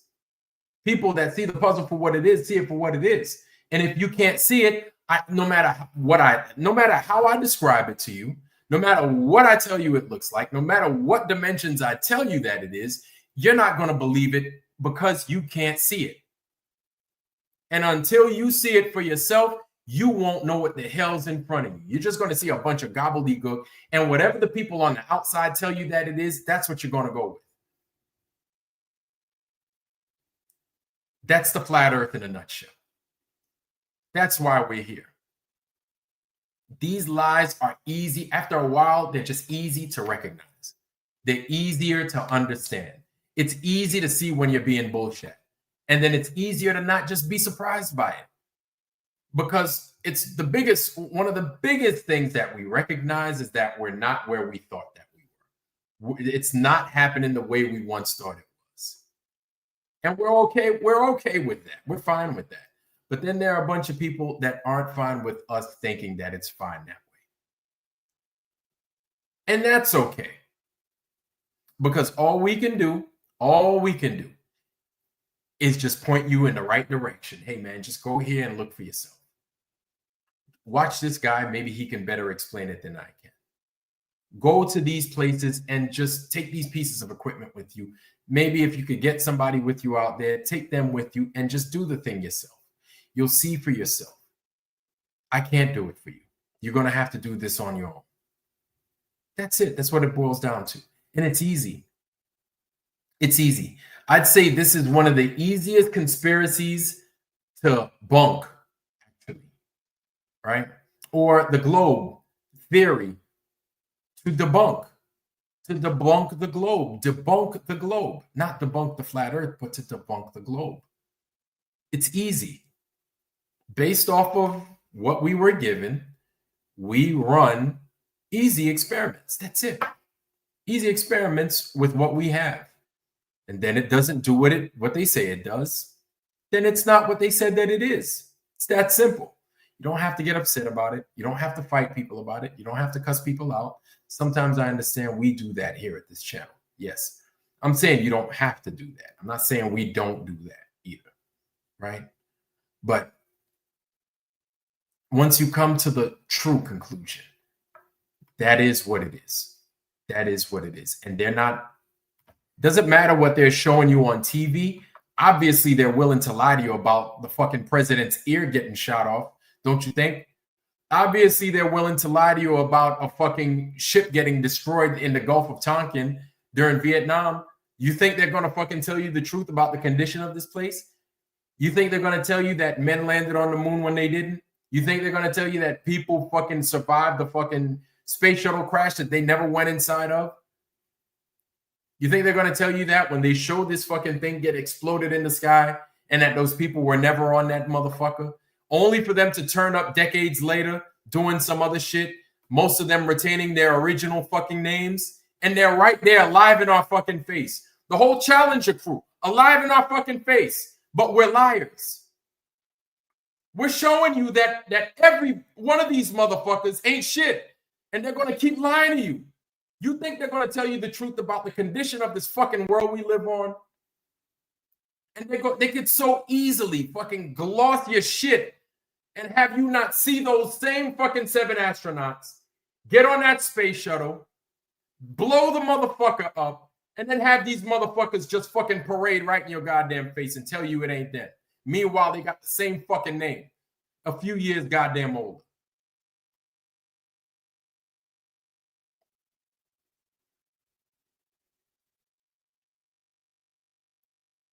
We live through this every day.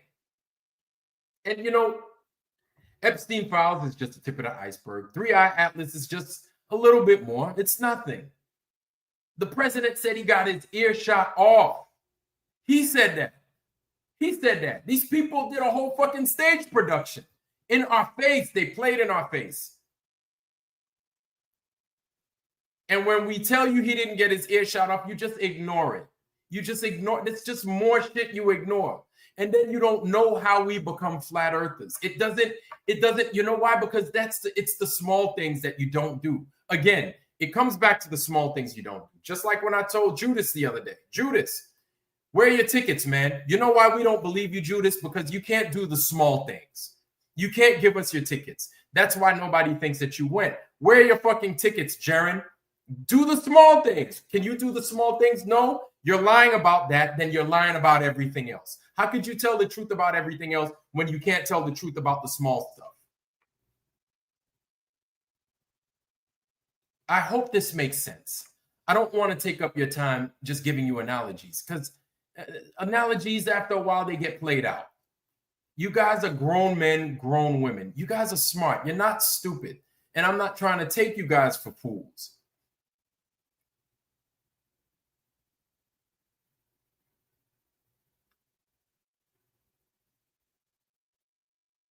You know, it's whether we don't have, I've said this before, in America and in the world at large, we don't have an education problem. We have a truth-telling problem, because it seems like education is subjective. What is a good education if what you're going to be getting taught is full of lies? What is that worth? What is that worth? People would argue and say, well, getting money, it's worth getting money. Really? Losing your soul is worth getting money? Not all money is good money. And if that money is based in lies, what's it worth? What is your degree worth if your degree is full of holes and full of lies? It makes you wonder why a person at Starbucks has a goddamn a degree in galactic astronomy. Where the fuck is he going to work? Who's going to pick him up to do anything? But if you had a couple of certifications in welding, in plumbing, in electricity, I could have 50 handfuls of people that I know personally that would hire you right on the spot. Hire you right on the spot. They would take you because you can do something with that. You can't do nothing with a skill based off of lies. What are you going to do if you're not Neil deGrasse? If you're Neil deGrasse Tyson, I'm sure you could do anything. You could go anywhere and talk and lie and convince people. But if you're Fred Jackson working at Starbucks with your galactic astronomy degree, who the fuck is going to listen to you with that bullshit? Don't nobody got time for that, man. The majority of people realize that that's nonsense anyway. And on top of that, it's useless. What are you going to do with those lies? And they're lies. I'm so glad that people can't get jobs with a galactic astronomy degree, because what the fuck are you going to do with it? What are you going to do? If you have a degree, click-clacking, network, you know, you could get on a computer, you could do all this crazy stuff. I get it, right? Because you're useful. You could do all kinds of amazing things on a computer. And a lot of people can use you. You have a degree in fucking astronomy, a useless fucking degree. Who the fuck is going to hire you and to do what? I'm here, I'm waiting, I'm listening. Ain't nobody hiring you for shit, right?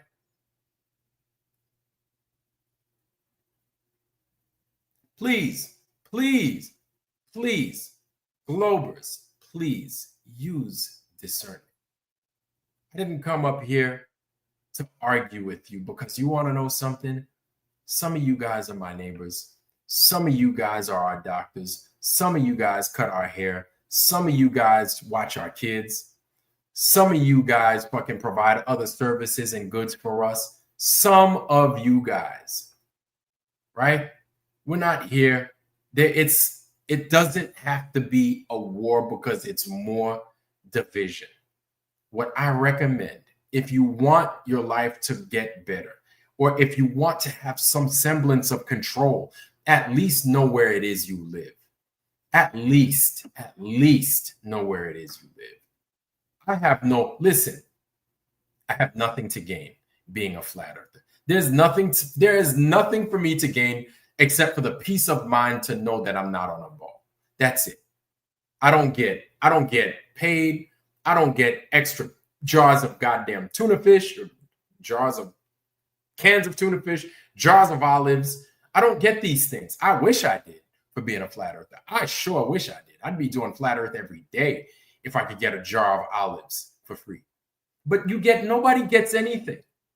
We get fellowship with one another every week, twice a week sometimes, maybe more, jumping from channel to channel. We get nothing. We don't get anything out of this. Nobody gets anything monetarily out of this. Nobody gets any extra cheese on their sandwich because of it. We don't get lauded when we leave the house and people want to give us high fives and talk good about us. No, we get the complete opposite once people find out who we are and what we think. It's the complete opposite. This is why the shame aspect of it all. Shame is a big thing in this society, in every society. Shame is big. When you tell the truth, you get shamed. When you go against the grain, you get shamed. When you do it outside of the norm, you get shamed. But it's not because it's not normal. I don't care about whether it's normal or whether it's hard or whether it's easy or soft. If it's easy and true, then fine.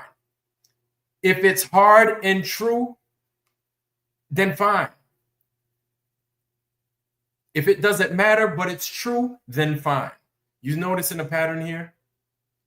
What matters is the truth. It's the truth aspect of it all that matters. All that other stuff doesn't matter. It doesn't matter, that other stuff. You got to see that. If you can recognize that this place is designed for us. This is our time. You understand? This is our time. And with the time that we have here, we need to do something with it. Okay? I think we're ahead. And here's why I say that. Because we know what it is that we know. And we have an opportunity to make it right for the kids that come after us. For the kids that we have an opportunity in getting involved and showing them, hey, look into this. Whether they believe us or not, we have a chance at steering them in the right direction. We have a chance. Not saying that we're going to be successful all the way, but as much as you put this seed into people's head, we have a chance. We have a chance. And that's all you need is an opportunity. But if you don't want to look, if you don't make an attempt to look, you're going to miss out. And I would dare to say that you're going to be missing out on a lot more than just a condition of this world. I would go as far as to say a lot of people, you and around you, are probably going to lose their lives because of the amount of information that you're going to miss out on. And because of the amount of information that you're just going to accept as true. It's not that that's what I want for you. Please don't get it misconstrued as that. That's not at all the case. I don't want that for anybody. But there are a lot of realities when you don't accept the truth. For example, if you don't accept the truth about certain aspects of your health, you can die early. If you feel a lump on your balls, right, and you don't get it checked out, it could be something cancerous. It could be a tumor. If you're a lady and you're in the shower and you're rubbing your tits and then you find a lump somewhere, I would recommend that you get it checked out. Now, one can argue how you got that lump, the system, fluoride and stuff. Sure. But get it checked out? Yes, please get it checked out. Get that thing checked out. If you're coughing up blood, now's not the time to say, I'll do it tomorrow. No, get it checked out. These are truths that you have to kind of come to terms with. You understand? It's a mortal truth. It's either you do it and you have a chance, or you don't do it and you're going to die. and you're not giving yourself a chance. At least with this flat earth thing, we may come off a little bit harsh and brash. I understand. I know that I do. And it's fine. You have a million other channels that don't come off like me, that you can watch them as well, and you could get educated. And yes, that's education. You're going to learn something there. You're going to learn something that you don't have to agree with, but it sits in the truth. It comes from a place of truth. We're not here to play games with you. We're not here to feed you bullshit. No, that's what NASA and them are there to do. They're here to lie to you. We don't have time for that. We're broke just like you, right? We have responsibilities, like real world shit, just like you. We don't have the chance to run and live on a military base because we're afraid that people like me and you is going to come around and beat the fuck out of us for lying to everybody. Why do you think those people are going on a fucking base if they're going on a base? Because everybody's tired of getting lied to. You know that? If this is true, that those elected officials have gone and moved on to a military base, you know why that is? They're afraid of everybody. Because people have seen through people are so tired of these lies that if those guys really did go on and live on a military base, they're afraid that somebody's going to see them and be like, you know what? I'm not even going to shoot him. I'm going to beat him to death with my bare hands. That's how mad I am at that elected official. And I recognize it. They feel that we're going to get to a point, and I feel that these people are close. These people, once their stomach hits the spine and they're hungry like that and they're desperate like that, they're going to rip those elected officials apart. Whether they deserve it or not, that's not up to me. But those people have in their minds that somebody's going to get it. And it ain't me and it ain't you. Because we didn't put those lies in nobody's head. We don't go around telling people lies. We don't go around poisoning people's water. We don't do that. And telling you it's okay to drink it. We don't go around killing your cattle and telling you it's because they keep farting and they're ruining the environment. We don't lie to you like that. You notice that? But you have people out there that have lied to you. And to couple with the whole, the cattle is farting, that's why it's ruining the world. They're the same ones to tell you, yeah, we just launched a motherfucker to Venus. And then we brought the spaceship back. Here it is. And this is the one from Venus. That's what they're telling you. They're telling you that. It's not us. It's not us lying to you about that.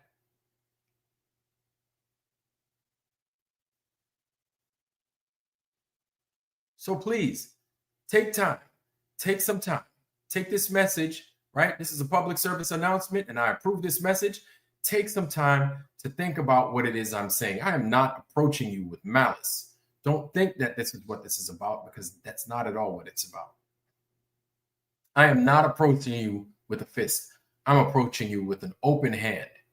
Not going to slap you either, but rather, listen, we have nothing to lose. We have everything to gain. We see this place as it is. We highly recommend, and we can't get into detail with you about it. We just highly recommend that you just take some time. Take some time. Look at the claims that they make and look at the evidences that we bring about their claims. Just look. And then even if you don't believe the earth is flat, now you can we are where we are, why we see this place as we do. Maybe then it can help you to understand. Because again, flat earth's not going to make sense if that other stuff never even crossed your mind. Flat earth it's not even worth talking about flat earth if you can't address the other things. If you can't address those other things that people love to call conspiracy theories, if you can't recognize the other lies that people love to say that, well, there's a reason. I'm sure there's a reason for a lot of things, right? But if you're lying, you're lying. not saying that there's not a reason for it, but if you're lying, you're lying. That can't be denied. If you're lying, you're lying. That's it. End of story. And all they've done is lie. Lie, lie, lie. Lie, lie, lie. Sound like a damn Simon and Garfunkel song. Lie, lie, lie. But once you get it, come talk to us. Come talk to us. Don't come here fucking with us. Don't come here trying to make fun of us and all that other stuff. Come and talk to us. Just come and talk. We have some time, I would imagine. Things are changing out here. But come and talk to us. You got a whole foundry over here, right? You've got a lot of good people that have an amazing series of channels. Shout out to JJ. JJ's in here. Truth 21 Disc Lord, how you doing, sir? Good to see you, bro. Lock S Smart is here. Donald Piasek, welcome, sir. Good to see you, man. Donald Piasek's here. Marcy Chan is here. Zetetic Truth Tube, good to see you, sir. Welcome, welcome. Tiffany Vinci. Come vai? Good to see our sister Tiffany Vinci. Good to see you. Good to see you, ma'am. Yes, Marcy Chan, Tiffany Vinci, Jimenez, Lowry. Welcome. Good to see you. Yes. So all you guys that have channels like Don't Wait on Me, go ahead and drop them. For you Globers, if you have questions about the other stuff that we mentioned, because Flat Earth is just, it's not, you're not going to get it because those other things you need to talk about the other things. You got to talk about the other things. Definitely go to the other people. Learn the other things too. The other channels that don't even talk about Flat Earth, that want to talk about the Gulf of Tonkin, that want to talk. Yeah, hell, ask your parents. Your parents are chock full of knowledge, I'm sure. And you might have a conspiracy theory mom or dad that's still around that might have lived through the Gulf of Tonkin, that might have recognized it, right? Ask them. They could tell you. Ask them. Me, I'm young. I didn't experience it for myself. I didn't experience the Gulf of Tonkin. I didn't experience any of Vietnam. I was born after. Ask those guys. They'll help you out. But definitely, my thing is to talk.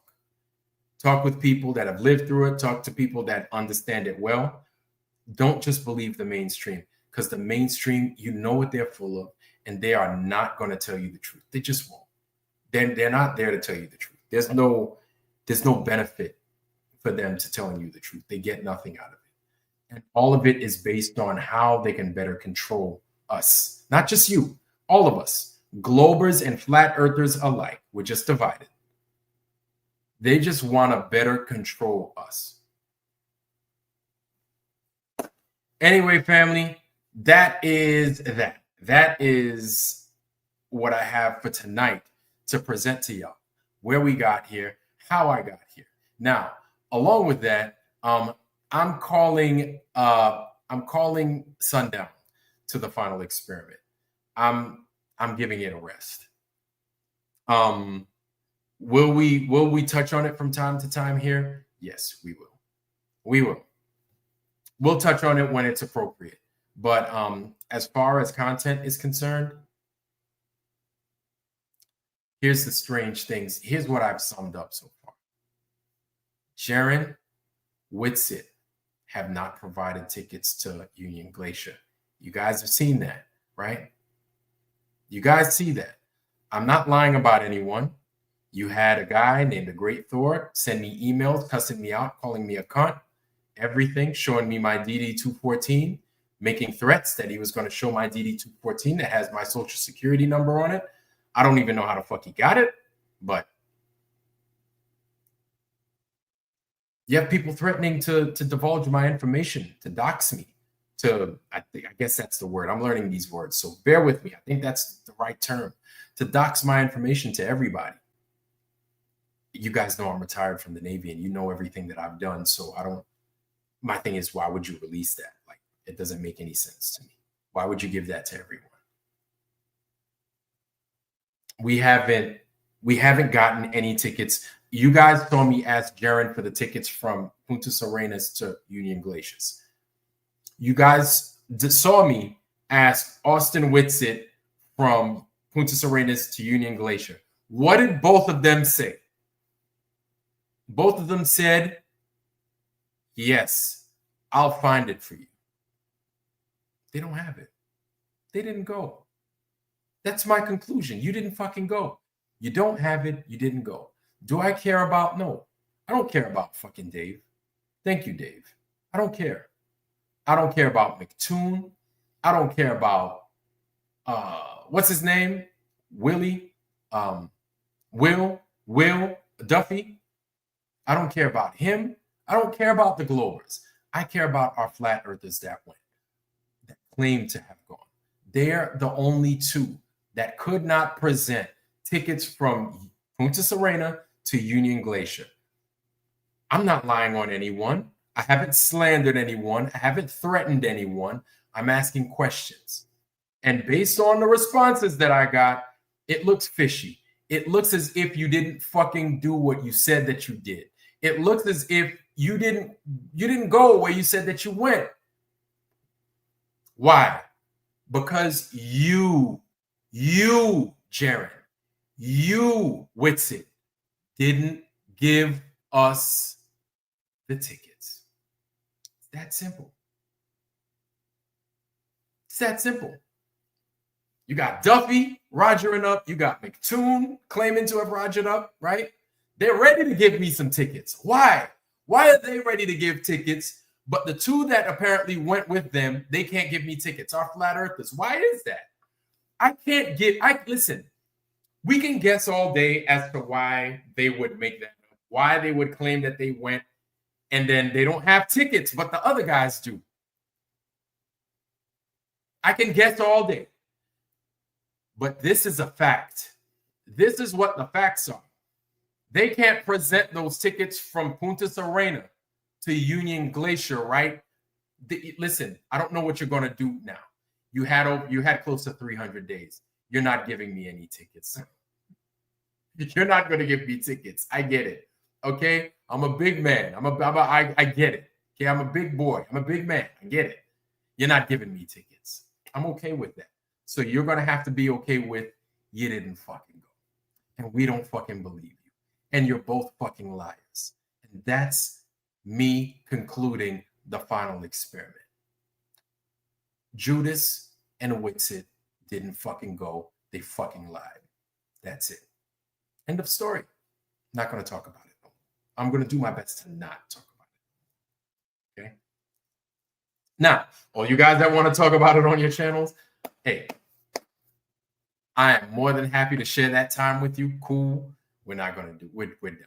Those guys, they're yesterday's news, man. Yesterday's news. And that's not me.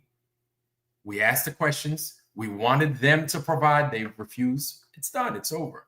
No more. No more. You guys lied. And don't get mad when these people cuss you out every time your name comes up, or they want to slap you upside your head because you fooled everybody. But you lied. You didn't go. You two didn't go. Yeah, you lied. You lied. And for everybody else that lied and that got called out by McToon and stuff, that's not our fault. You got to understand that. You got to understand that that's when you lie like that, you can't get mad at Flat Earth. When you get caught and then you have Globers lying, we're not celebrating that you lied. We're not. It's actually sad that we have to see that. Okay? When you're in this community and you have to lie to us, we're so allergic to lies that when you lie to us, it is a travesty, in my opinion.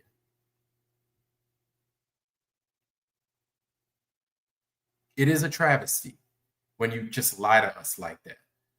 And a lot of us, a lot of people, and yeah, you know what? I'm not trying to talk bad on Dave Weiss, but I'm going to talk about you. And I'm being honest. A lot of people believed in me. And a lot of people If they believed in you, I'm not mad at them. I'm not mad at them. We had you as a guest on here to explain yourself. I thought you did in your own way. I still don't trust you, but that's me. That's Vladimir. My opinion doesn't matter, right? I want everybody else to make their own informed opinion based off of the information that you gave us. That's it. I don't want to think for anybody else. So we gave you a chance. With what McToon gave us the other day, could it be AI? I don't know.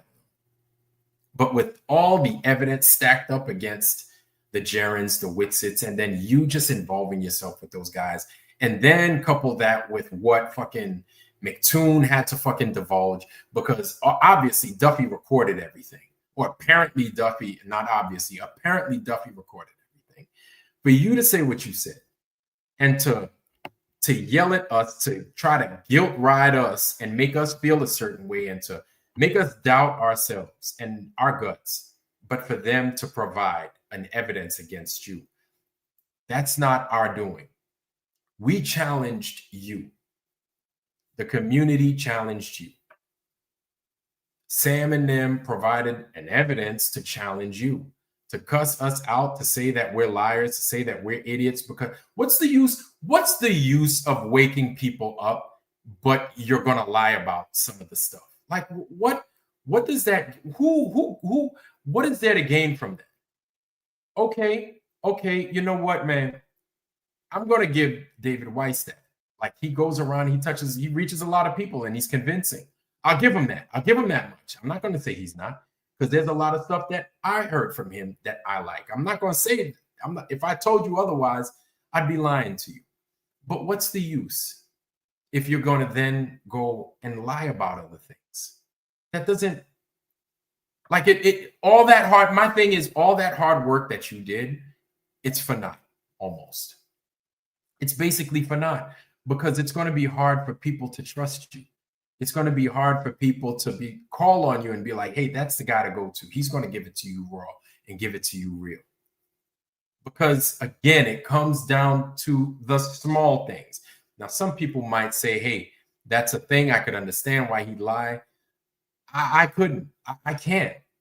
I think we're too old for that.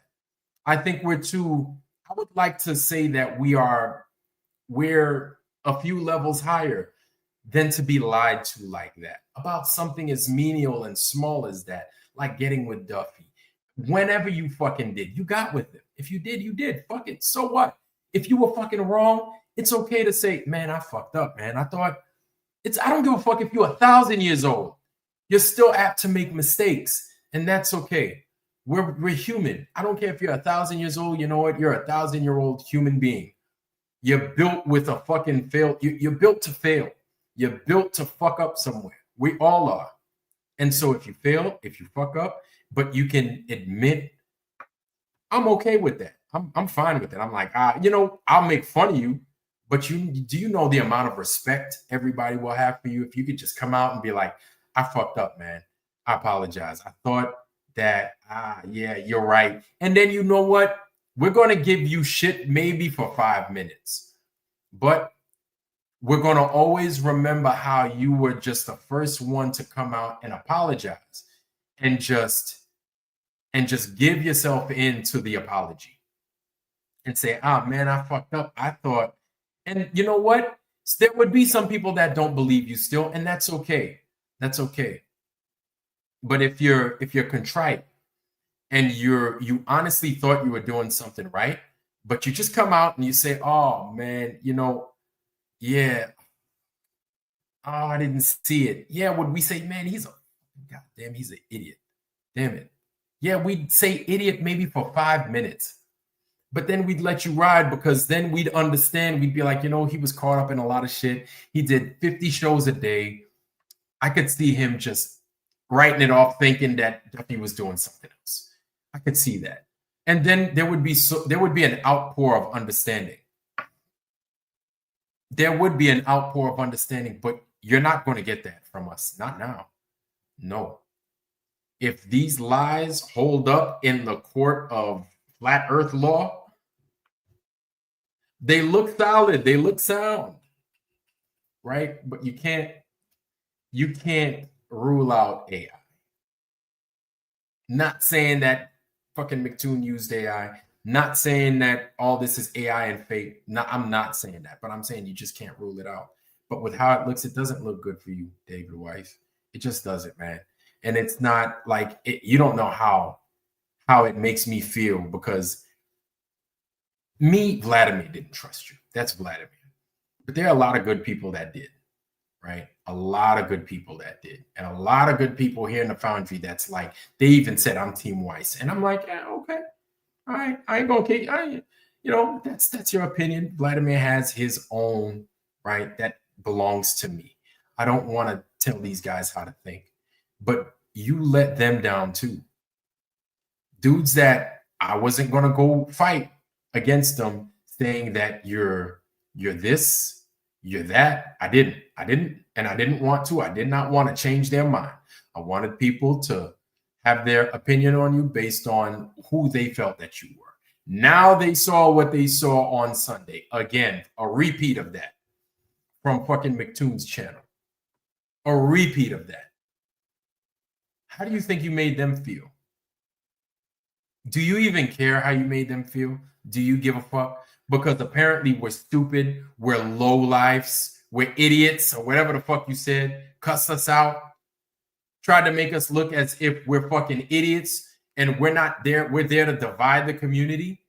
Yes, sure. We're there to divide the community from people that are going to fool everybody, from people that are there to fucking grift, from people that are there to lie to people. Yes, we want to divide the community from people like that. Absolutely. Absolutely. Yes, we do. Yes, we do.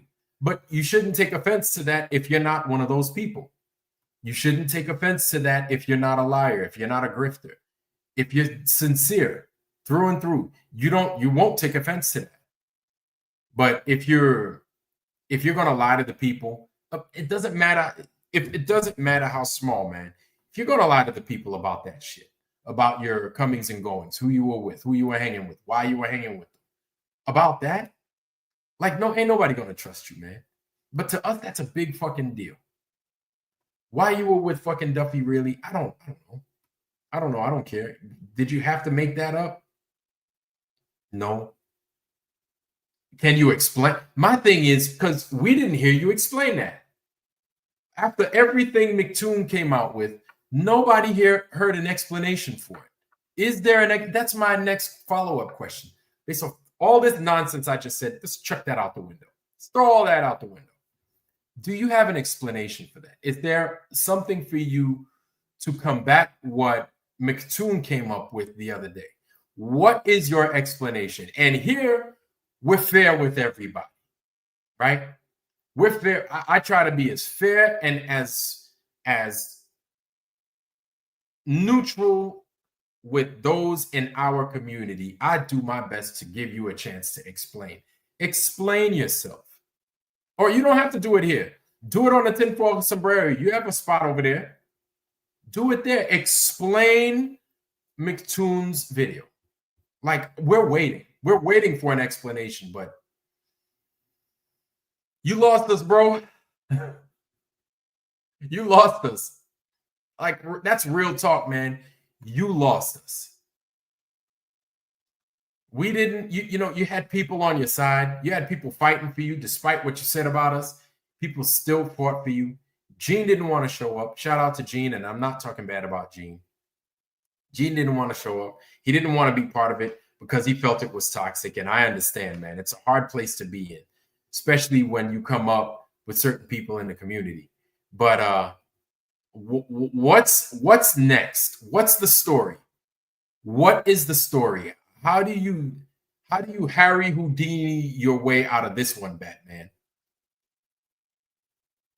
How do you get yourself out of this one, David Copperfield? I feel bad, man. Like, whatever I felt about you is how I feel. And it's mine. It belongs to me. But for the rest of the community, explain that to them. Because you want to know something? A lot of those people had your back. A lot of those people had your back, man. A lot of those people in the Foundry right now, they had your back. They were Team Dave Weiss all the way. I said, okay, not a problem. So now, you got to explain, or you don't have to explain. That's me assuming that you would want to explain. That's me assuming. You don't have to explain, but you're going to have all these fucking flat earthers. These guys have good memories. You're fucking with a bunch of Italian elephants in the foundry, and they have good memories. And that's what you're going to have to deal with if you can't explain. And so, David Weiss, the ball is in your court. McToon and Sam has served up quite a dish in you know, I have my opinion, but it doesn't matter. My opinion doesn't matter.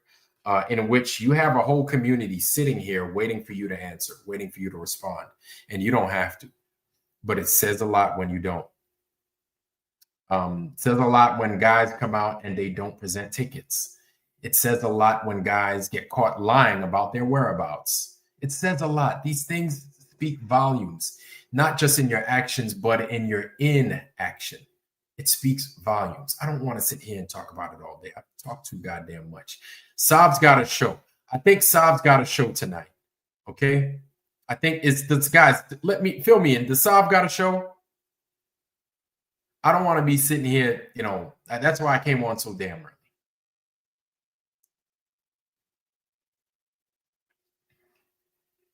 It is crazy, Tiff. Tiff, it's crazy. I don't like that it got divided like that, but it's necessary because our thing is, oh, Donald Piasek, we're sorry. But my thing is we don't want it to just be divided just to get divided. But we're just, all we want is the truth. I guess some people would call us purists. Yeah.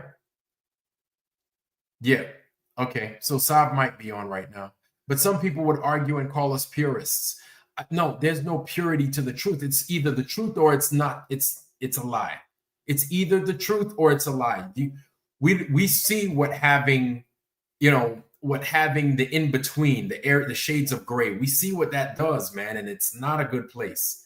You might as well be back on the globe if you're going to be dealing in the shade of gray. You understand? So we don't want to be doing that, and so we're just like all or nothing. We're like all or nothing. So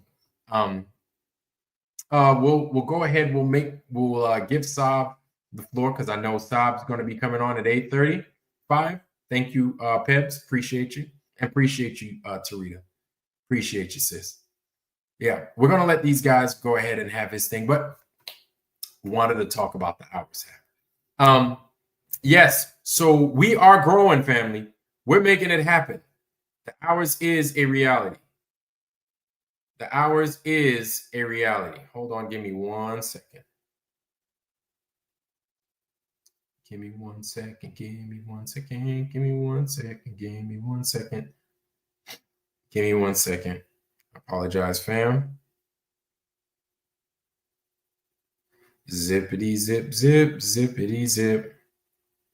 Zip, zip, zip, zip, zippity zip. Oh, Lord have mercy. Whoosh. All right. Let me send this to you guys, that which I got, so you guys can better see it. Hold on. I'm going to present this to y'all, and then I'm going to let you go. Flat Earth elephants. That's a good one. Somebody should start a channel, the FE elephants. That would be pretty dope. I'd watch you guys every time you came on. FB elephants. Flat Earth elephants. Assemble.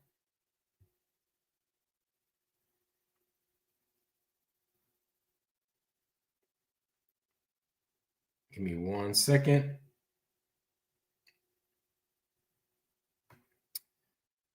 Give me 1 second. 1, 2. There we go. Give me 1 second, y'all. I know I'm taking all day. Just bear with me. I want to show you guys.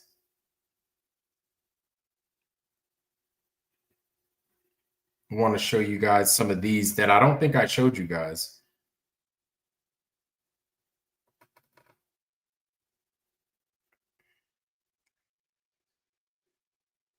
Okay.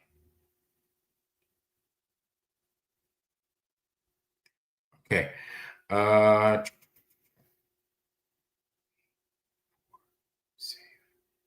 Okay. Okay. Boom. Boom. Okay. Give me 1 second, fam.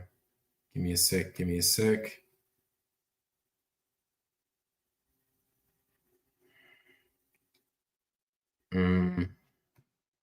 I done. 1 second. Let me get a sip real quick.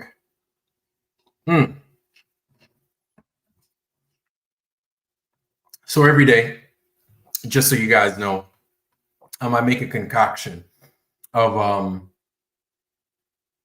it's a blend of oregano oil, black seed oil, acerola vitamin C drops, zinc, copper, wormwood, sweet wormwood, excuse me, turmeric, black pepper, and what else? What else is in there? I just ran out of colloidal silver. I have to make some more, and I have a way in which I make colloidal silver. By the way, I got to show you guys, but yeah. But yeah. So I make this concoction every day, and I drink like an 8-ounce glass of it.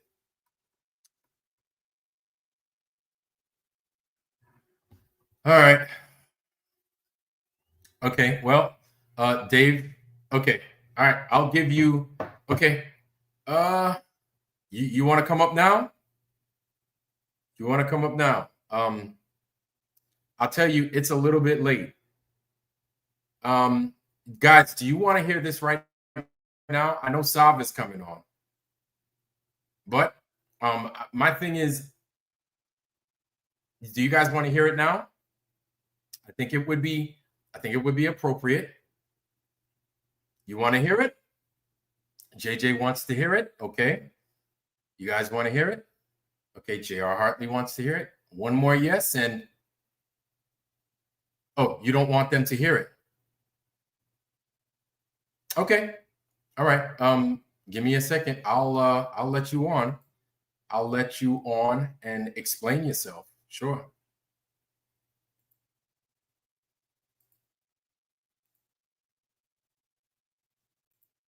Okay. I'll listen. It's coming in right now. So this is for you. So I drink 2 cups of this every day. And yeah, come on up. So I drink 2 cups of this every day, man. And I tell you what, like, it's good. It's some good stuff. One of the things, I had to tone it down on the oregano, because too much oregano is a lot. You know what I'm saying? And I like oregano, right? But too much, and then you mix it with the black pepper. Oh man, I had to chill. It made things interesting, but it's good. It's really good. It's really, really good. Oregano is one of those things that I would say mixing oregano with things like garlic, and then you eat it raw, probably add a little bit of olive oil to it. Good stuff. I'm here. Okay. All right. Here you go, David. Welcome up here. So listen, I just started listening maybe 3 minutes ago. I skipped back 5 minutes. I listened, and you're saying that if I had an excuse. I should speak up. This is the first I'm hearing about it. And the first I heard about it was on Vic's show. I hadn't listened to McToon's show. So I heard what McToon played because Vic had played it 10 times. I heard what he said. So clarify to me what the problem is, what the issue is. So there were the dates. There were the dates of use. All right. So this is why I wanted to go back and have you on another day so I could get all these things in order. Because I don't want to spend a lot of time on it, man. And, Right. and I'm Right. okay talking to you straight up right here. But when you hear the answer, you can totally disregard it or you can understand it. And there's lots of witnesses, including Keith, Aloha, and others that were all there. So Okay, so then they would. Okay, so Aloha from Florida is one. Who else? Gene, Dave? he was there. Gene? Okay. He was there. Same okay, night. so you talking about at the in Tennessee? Yep. Okay, so I all need right, to so understand from you what the problem is. Just tell me. You guys are really upset at So, me for lying. I'm not upset. I'm not upset. Well, no. You said that you're very disappointed. You shake your head. You put your hand on your head. I saw the whole thing. So what is it? So I what just it want you to is- clarify before Sure. I say it. Listen, Right. let me talk. I'll let you talk. When I talk, I talk. When you talk, you talk. What is it? I just want to be clear because I am unclear on what you guys are upset about. So please tell me. So, Dave, it looks as if the dates are not jiving. And what I mean by that What is dates of what? The dates What dates are we talking about? The dates of you getting with Duffy. Because what I heard, Okay. right? Yeah. What I heard was that you didn't get with Duffy. You didn't have any, you didn't hold any, you didn't hold anything with him. There was no discussion as far as getting together to do a final experiment. None of that happened. And basically what punctuated you saying that you didn't do these things was when you said, I don't converse with demons, right? Correct. And then we keep hearing this over and over again. You heard that on Vic's show. Now, you said you watched what McToon produced or you did not watch what McToon produced? I did not. You didn't? Oh, well, there we go. I actually I had heard that he did a show on me. I literally had like a minute to skim through it. I skimmed through it. I didn't even see what was going on, and I left. And then I tuned into Vic's show, and I was pretty shocked at what he was saying. So I listened for a while, and so that's the first I'm hearing of it. But but what made me call in to you right now was you said that I should be talking to you. There's like if I don't talk to you, it's like I'm hiding from it. But it's kind of just like when you guys have been asking for Austin's ticket for 8 months. The first he heard about it was a week ago Sunday. So you should, like, if you want to hear me talk about it, you have my cell phone number. You're in my phone book. You could actually call me. Dave, you're right. 1, 2, real quick. So we clean this up. Witsit knew that we asked for his tickets. There's a whole show. Let's take him out of it. I retract the Okay, statement. cool. I retract it. I don't even know Fine. what's going on with him. I'd like Okay, to see fine, his ticket too. Okay, fine, cool. Now, as far as you're concerned, my thing is, listen, okay, you're willing to talk about it. We can do something tomorrow if you'd like. Well, I my- can't do something tomorrow. I'm going. I'm traveling and stuff. Here, can I just summarize for you? You're upset at me because my story on how I met Duffy doesn't jive with what you heard from McToon and emails and everything that he exposed. Is that it? Is that the bottom line?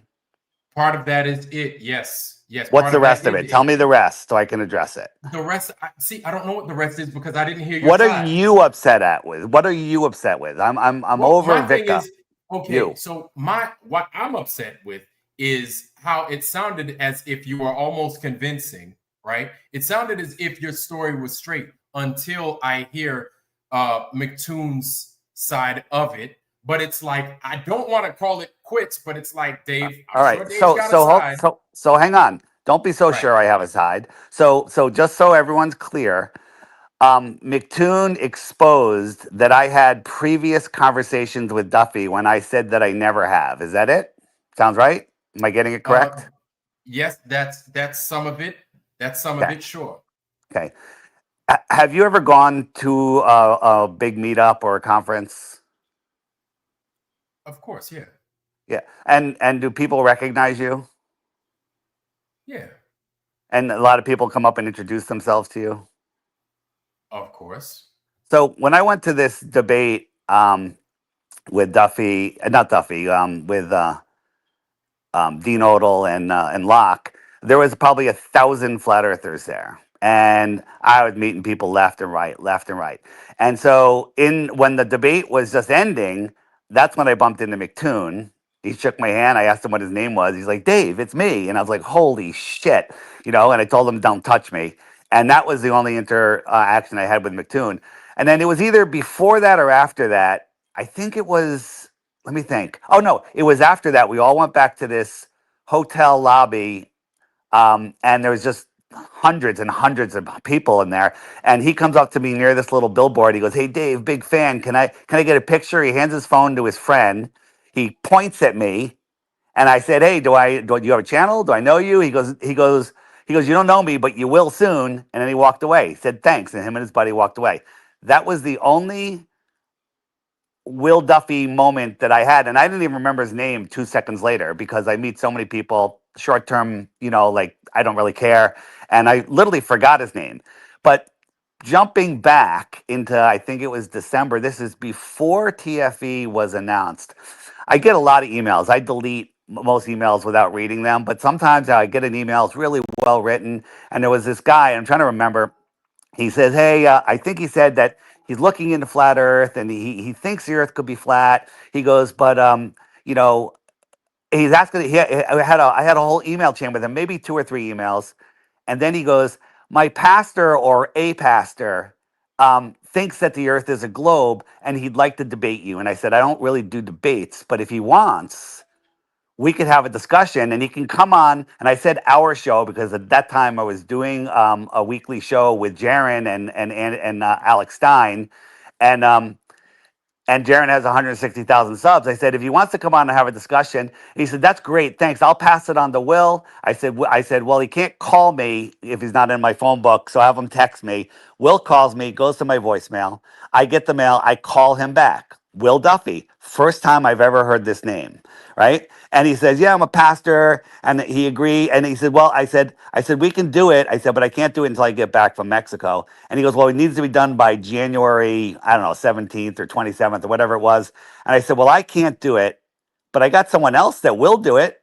Like there's no, he's why no, he doesn't, he's not locked on to me. And I said, "Austin Whitsitt for two reasons. One, I didn't want to do it. I wasn't, and I couldn't do it. And two, Austin's way better at it." And he said, "Okay, great." And I connected those two, and then I went kite surfing, and I forgot about that interaction completely. I don't even think I watched the debate between him and Austin because I completely forgot about it. So that's what happened there. It happens all the time, every day. And then at the debate, we all went out to dinner. Keith was at that dinner and other people. There's tons of people there. And I couldn't even eat my fucking burger because so many people were coming up to me and introducing themselves to me. Now, I'm really thinking hard. I don't think Will Duffy came up to me because I think I would have remembered him from the picture or I don't even remember what it was before or after, but I don't remember him. But the truth is, I don't remember 98% of the people I met. I met Gene there, and I didn't remember meeting him until he just brought up the details today. I'm like, "Oh yeah, we were standing by the table where I had the booth with Matt." And so that was my interaction, but I didn't know it was Will Duffy. Then the final experiment video, the emails came out. And now if you think about it, instead of saying it's a military operation where I'm having a high level dinner with these guys planning out a thing, know that didn't happen. And it's just a random meeting. And now, as I've always claimed, this entire thing was targeted for me from the beginning. It was supposed to be me, take down AE Map, take down my app, take down Dave Weiss. He's waking up too many people. So they did this.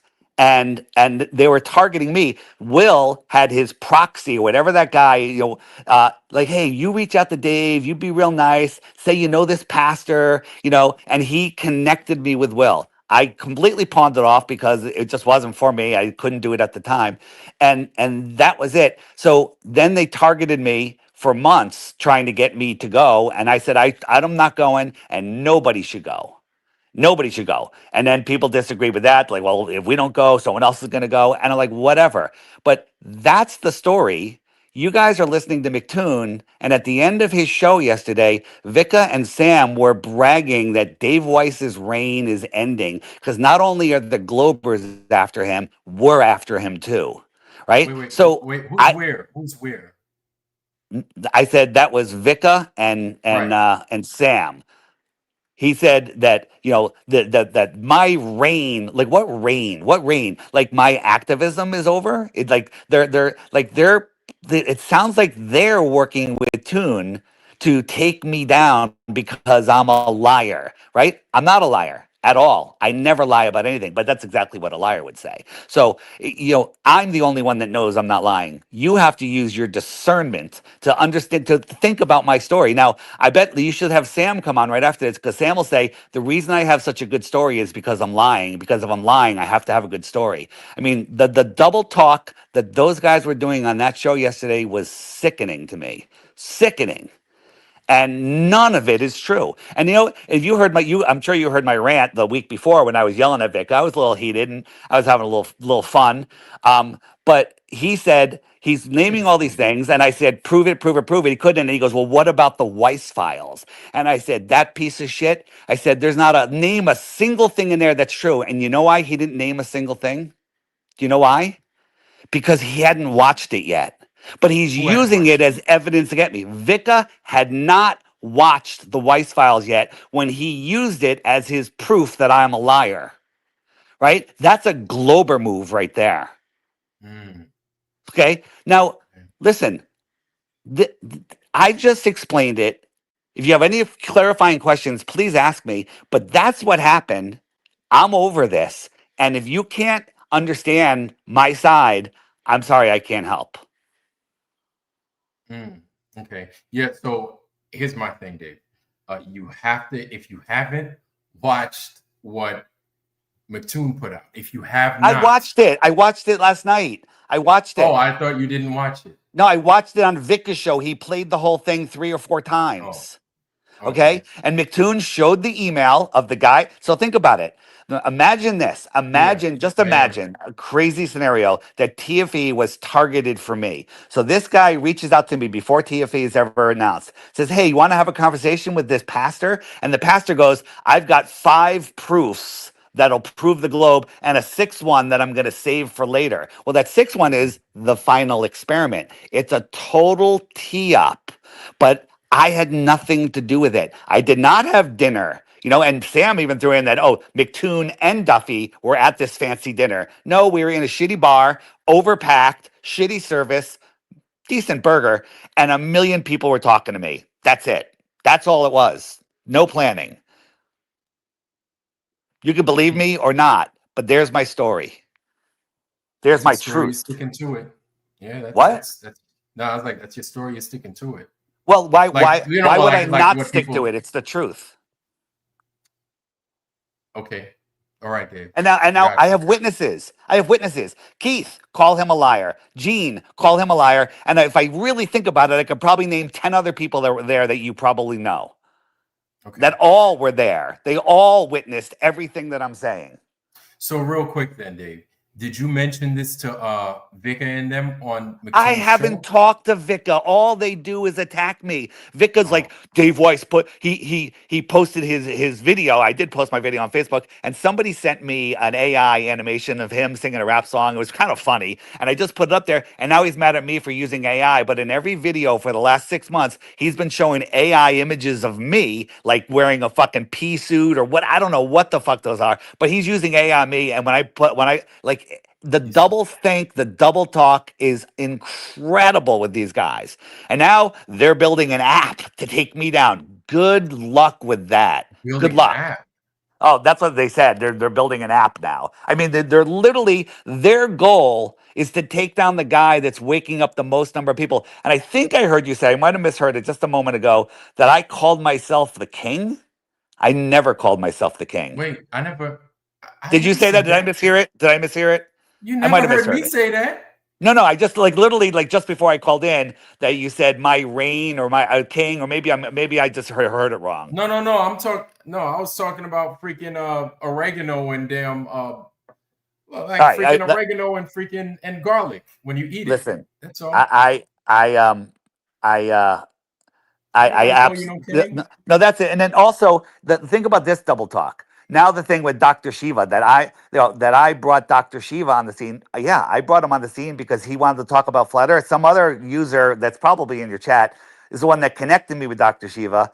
I got him on an interview. He wouldn't listen to anything. He was horrible. I couldn't wait for it to be over. He came up with this grandiose plan of 20 flat earthers flying to friggin' Canada. I'm like, you can't get 20 flat earthers to click the like button on a stream that they're watching, right? And I couldn't wait for it to be over. Then the McToon gets involved. The whole thing changes. I go, I'm out, right? And so then Vika, 2 weeks ago or 3 weeks ago, whenever it was, accuses me, oh, Dave Weiss steps out like because he's setting us up. So I'm the bad guy for stepping out. But then last night, JJ says, oh no, this thing is good because anybody that steps out, we can see that they're good, and anybody that's involved, we can see that they're bad. So the double talk, the double think is incredible.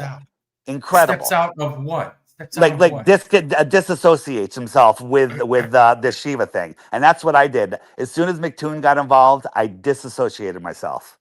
Oh, he got involved with the Dr. Shiva project. It seems that way, yes. Interesting. Okay. Yeah. Well, I have a lot more questions. Go ahead, ask me. I'll answer any questions you want. Go ahead. Ask Dave, away. I don't have the freaking video on me, and it's time for us to shut down shop because Sav is on actually right now. But this is this is all some interesting stuff.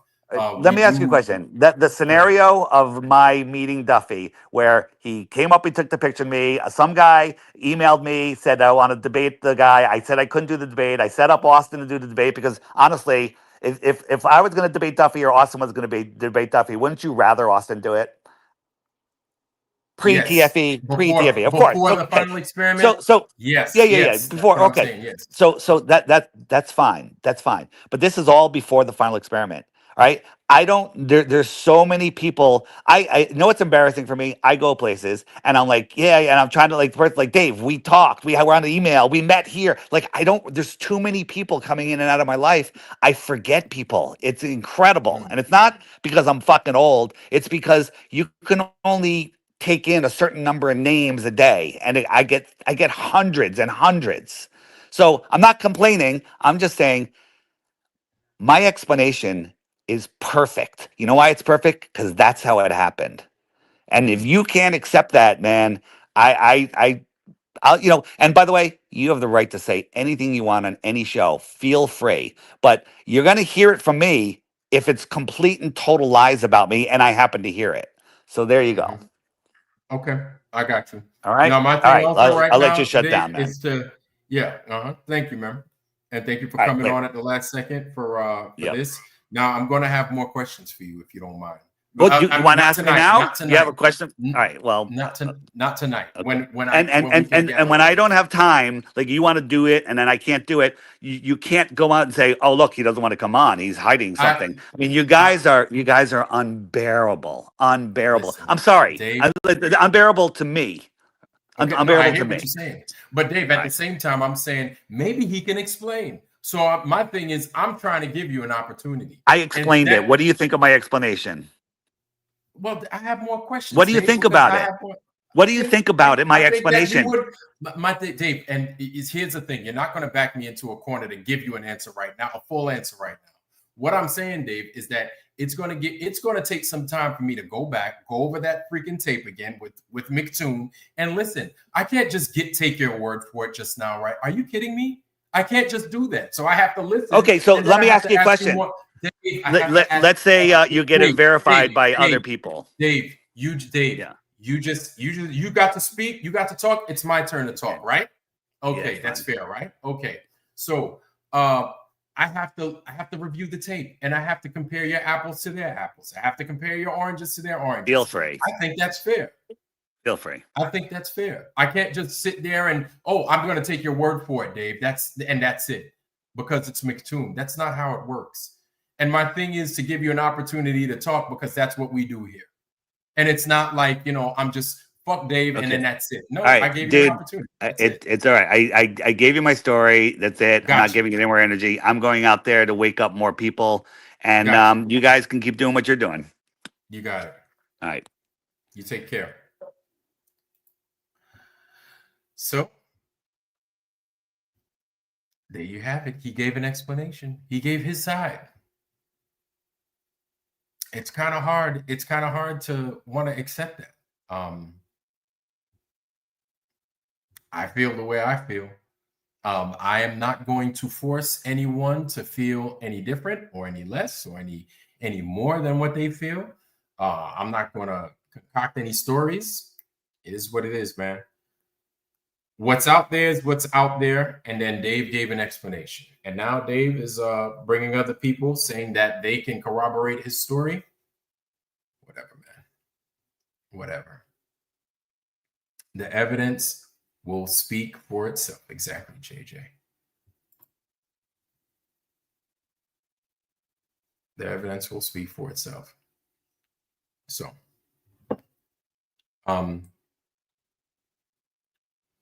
my thing is also, people have lied before. People have lied on other people before. It sucks.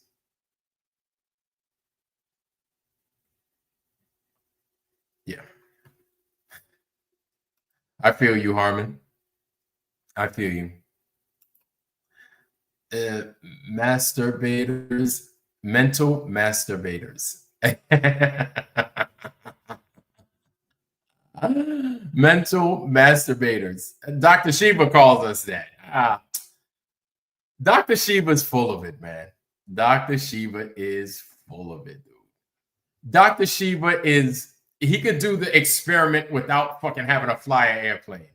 Dr. Sheba doesn't need a fucking airplane, but if he wants one, fine. The earth isn't going to fucking curve because he's in a goddamn Cessna. Yeah. Yeah. Yeah. I feel you, Flat Bob. Hey, Flat Bob's here. Flat Bob, what's good, family? Good to see you, fam. Good to see you. Aurorian 1634, what's good? What's happening? Lord Racer, what's happening? Didn't see you, but I'm saying what's up. Lord Racer's here. How you doing, sir? I saw a couple of y'all come in here. That's Deadpool special. When flirts get caught out in their lies, it's hilarious. Hey, it's not a joke to me. My thing is, you go ahead and present. You go ahead and present. And it's dangerous when you start including other names, man. But I'll listen. I think my thing is, I think it's fair to give everybody an opportunity to talk it out. But you guys got to hear what it is he said. And yeah, he, you know, if we don't want to take that story right then and there, people get upset. And I'm like, you can get mad all you want, man. I got to go back to the tape. You know what I'm saying? You get mad all you want, and that's how it's going to work. So I could care less. My thing is Saab is playing right now. I don't want us to miss out on his show. But what I wanted to give you guys was what we got for the app, guys. Jeez. Freaking got interrupted and shit. I don't want you guys to miss out on this neither, y'all. I want to show this to y'all because it's some pretty good stuff. So bear with me, y'all. Bear with me. It's close to midnight. You start to scream. Meow, meow, meow, meow, meow, meow, meow, meow, meow, meow, meow. Hold on, y'all. Meow, meow, meow, meow, meow, meow. Meow, meow, meow, meow, meow, meow, meow, meow, meow, meow. Meow, meow, meow, meow. Hold on, y'all. Give me 1 second. All right. Okay, JJ's going to be on tomorrow. Give me 1 second, y'all. I wanted to give you guys this.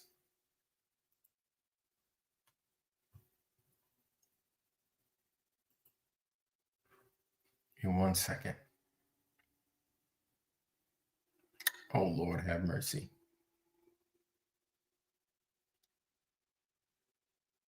This thing always fucking taking all day. God, dog. Shit always taking forever. Jeez.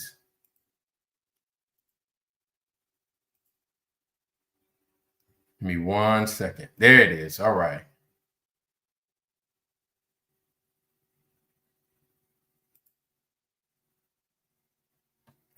Jeez. Come on.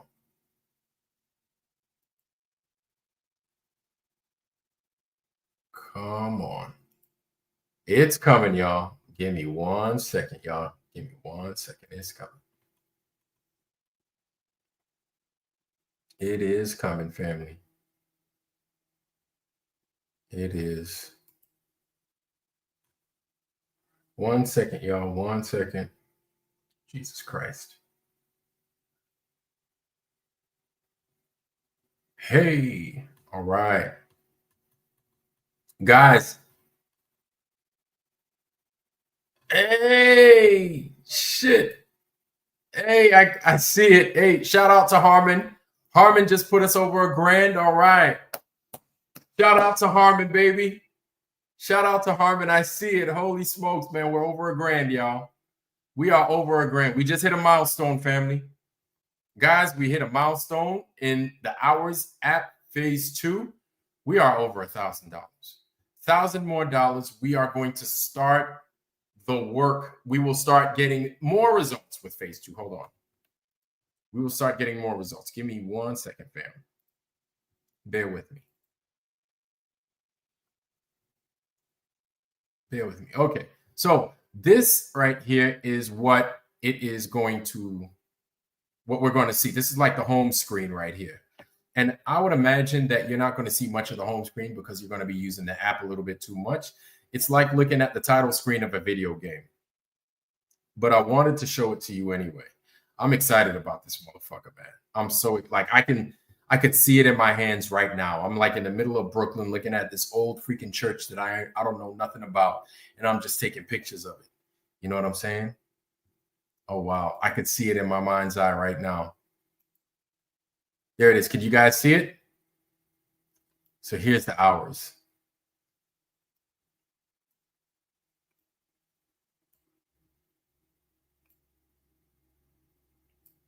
Old World Ruins and Structures. Here it is. And of course, they they made the minute hand the moon again. They fixed it before, Lord have mercy. But yeah, this is going to be the map that we're operating on. Old World Ruins and Structures, because together we make history visible. Let me get my grill off of here. That's what it's looking like.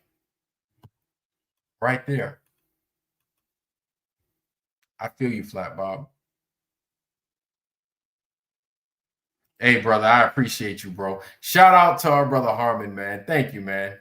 Yeah, man, it's coming together, man. I'm really excited. Use more undiscovered or indecisive people than anybody. It's hard work and dedicated. We should not judge anyone. Hey, very exclusive 11. I understand. I read you. I hear what you're saying. I am not going to argue with you about that. I understand.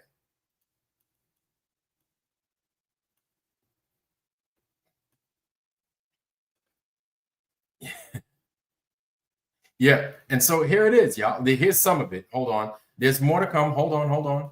Hold on. There is more. There is more. Give me 1 second.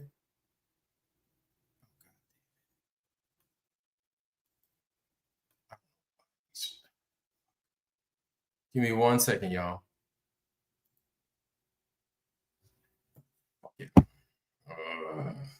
Man, this stuff makes me mad impatient. Forgive me.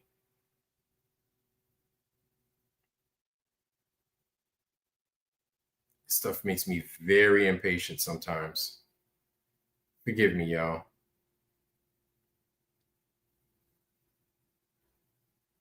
Boom. Okay. Give me 1 second.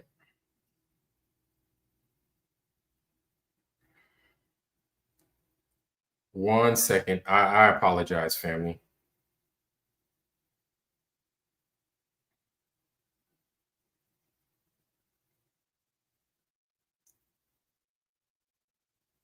Fucking. 1 second. Staying fucking. I don't understand why it came in so fast. But them other times it takes forever. Doesn't make any fucking sense. It don't make no sense to me. And then I bet you the other ones got, yeah, of course. Boy. There it is.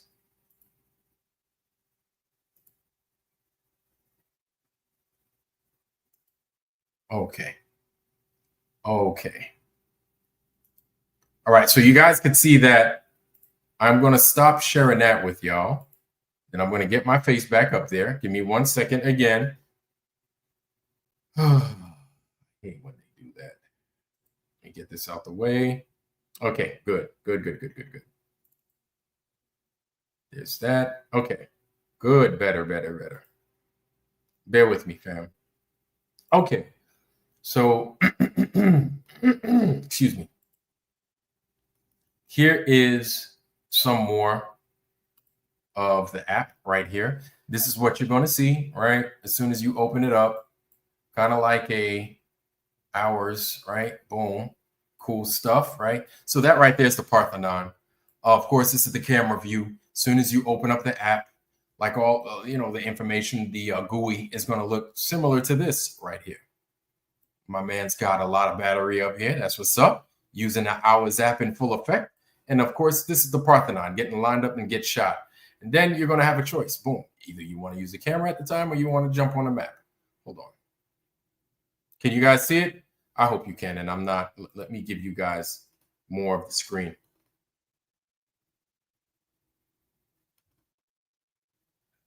Here we go.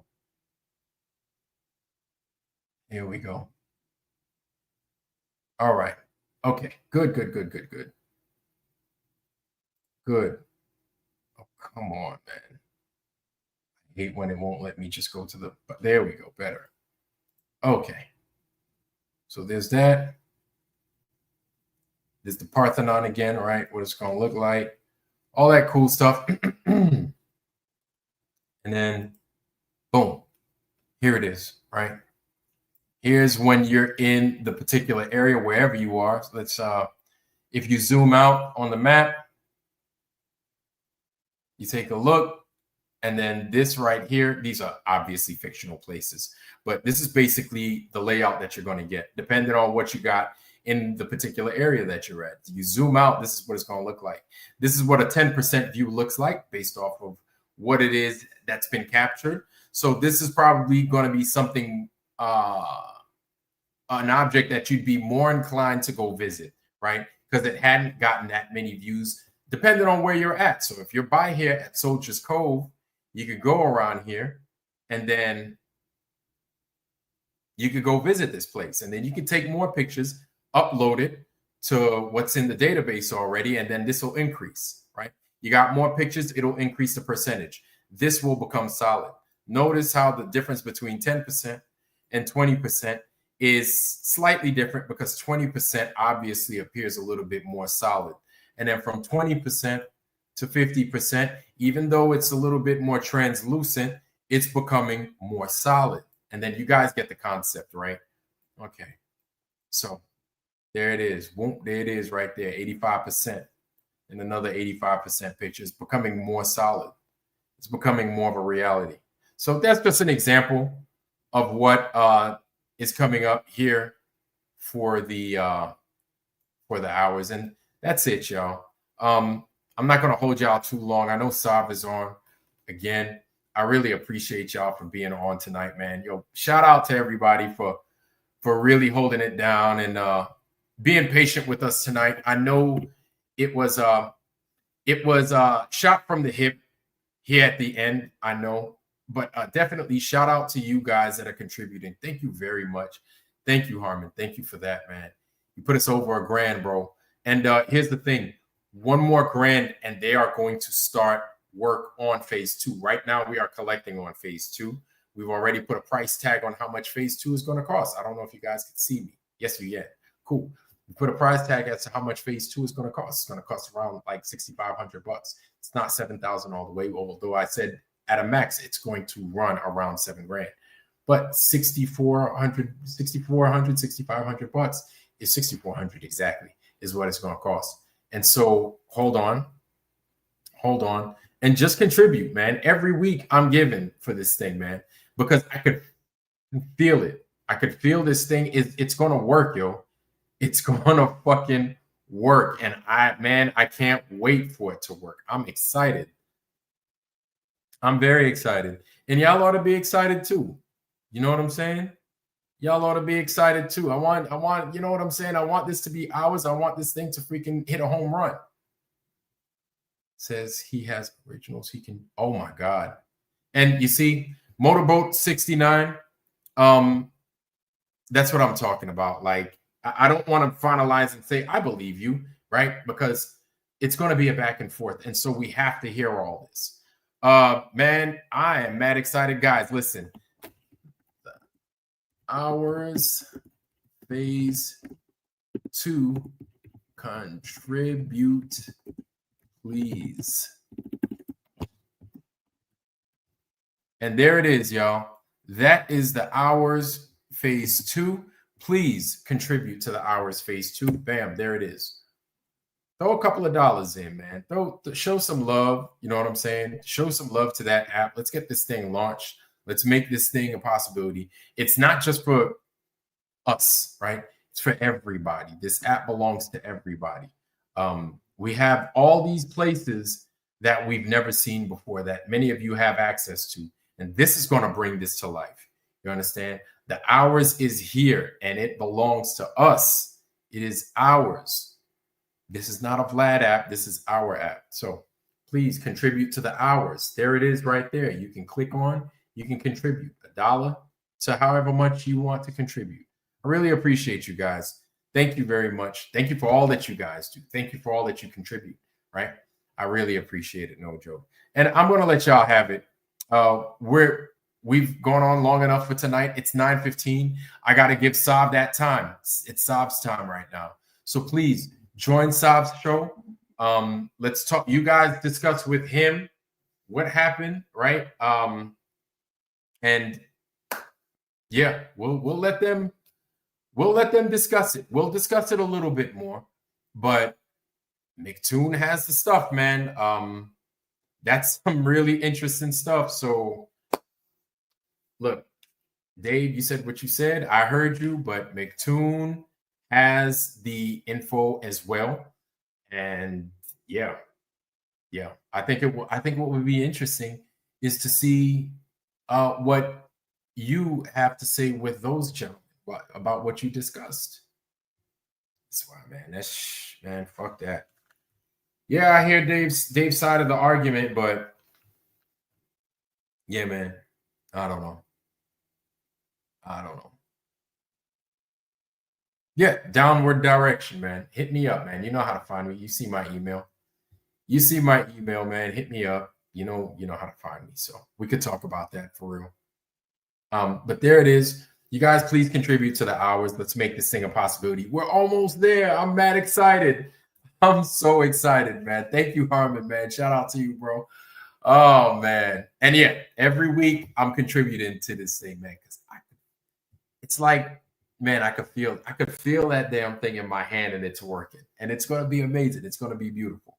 So I really look forward to it. Anyway, fam, I'm going to leave you guys with my blessing. Please join Saab. Another one, I guess, is a McToon. If you want to watch McToon with whatever he has for tonight, that's up to you. But Saab is definitely on. Let's go support our brother Saab. And JJ is on for tomorrow. And for all you guys that have a channel, please drop your channel in the chat. Give everybody access. Anyway, fam, I'm going to leave you guys with my blessing. I wish you guys nothing but the best. Health, wealth, love, joy, prosperity, but most of all, wisdom. Let's be wise. Let's take care of each other. And yeah, man, let's keep doing what it is we do, fam. I wish y'all nothing but the best. Much love. I love you guys. Go join Saab. JJ's tomorrow. Love y'all. Let's get some Jefferson actions going on here. Peace, y'all. Peace. The OWRS, don't forget.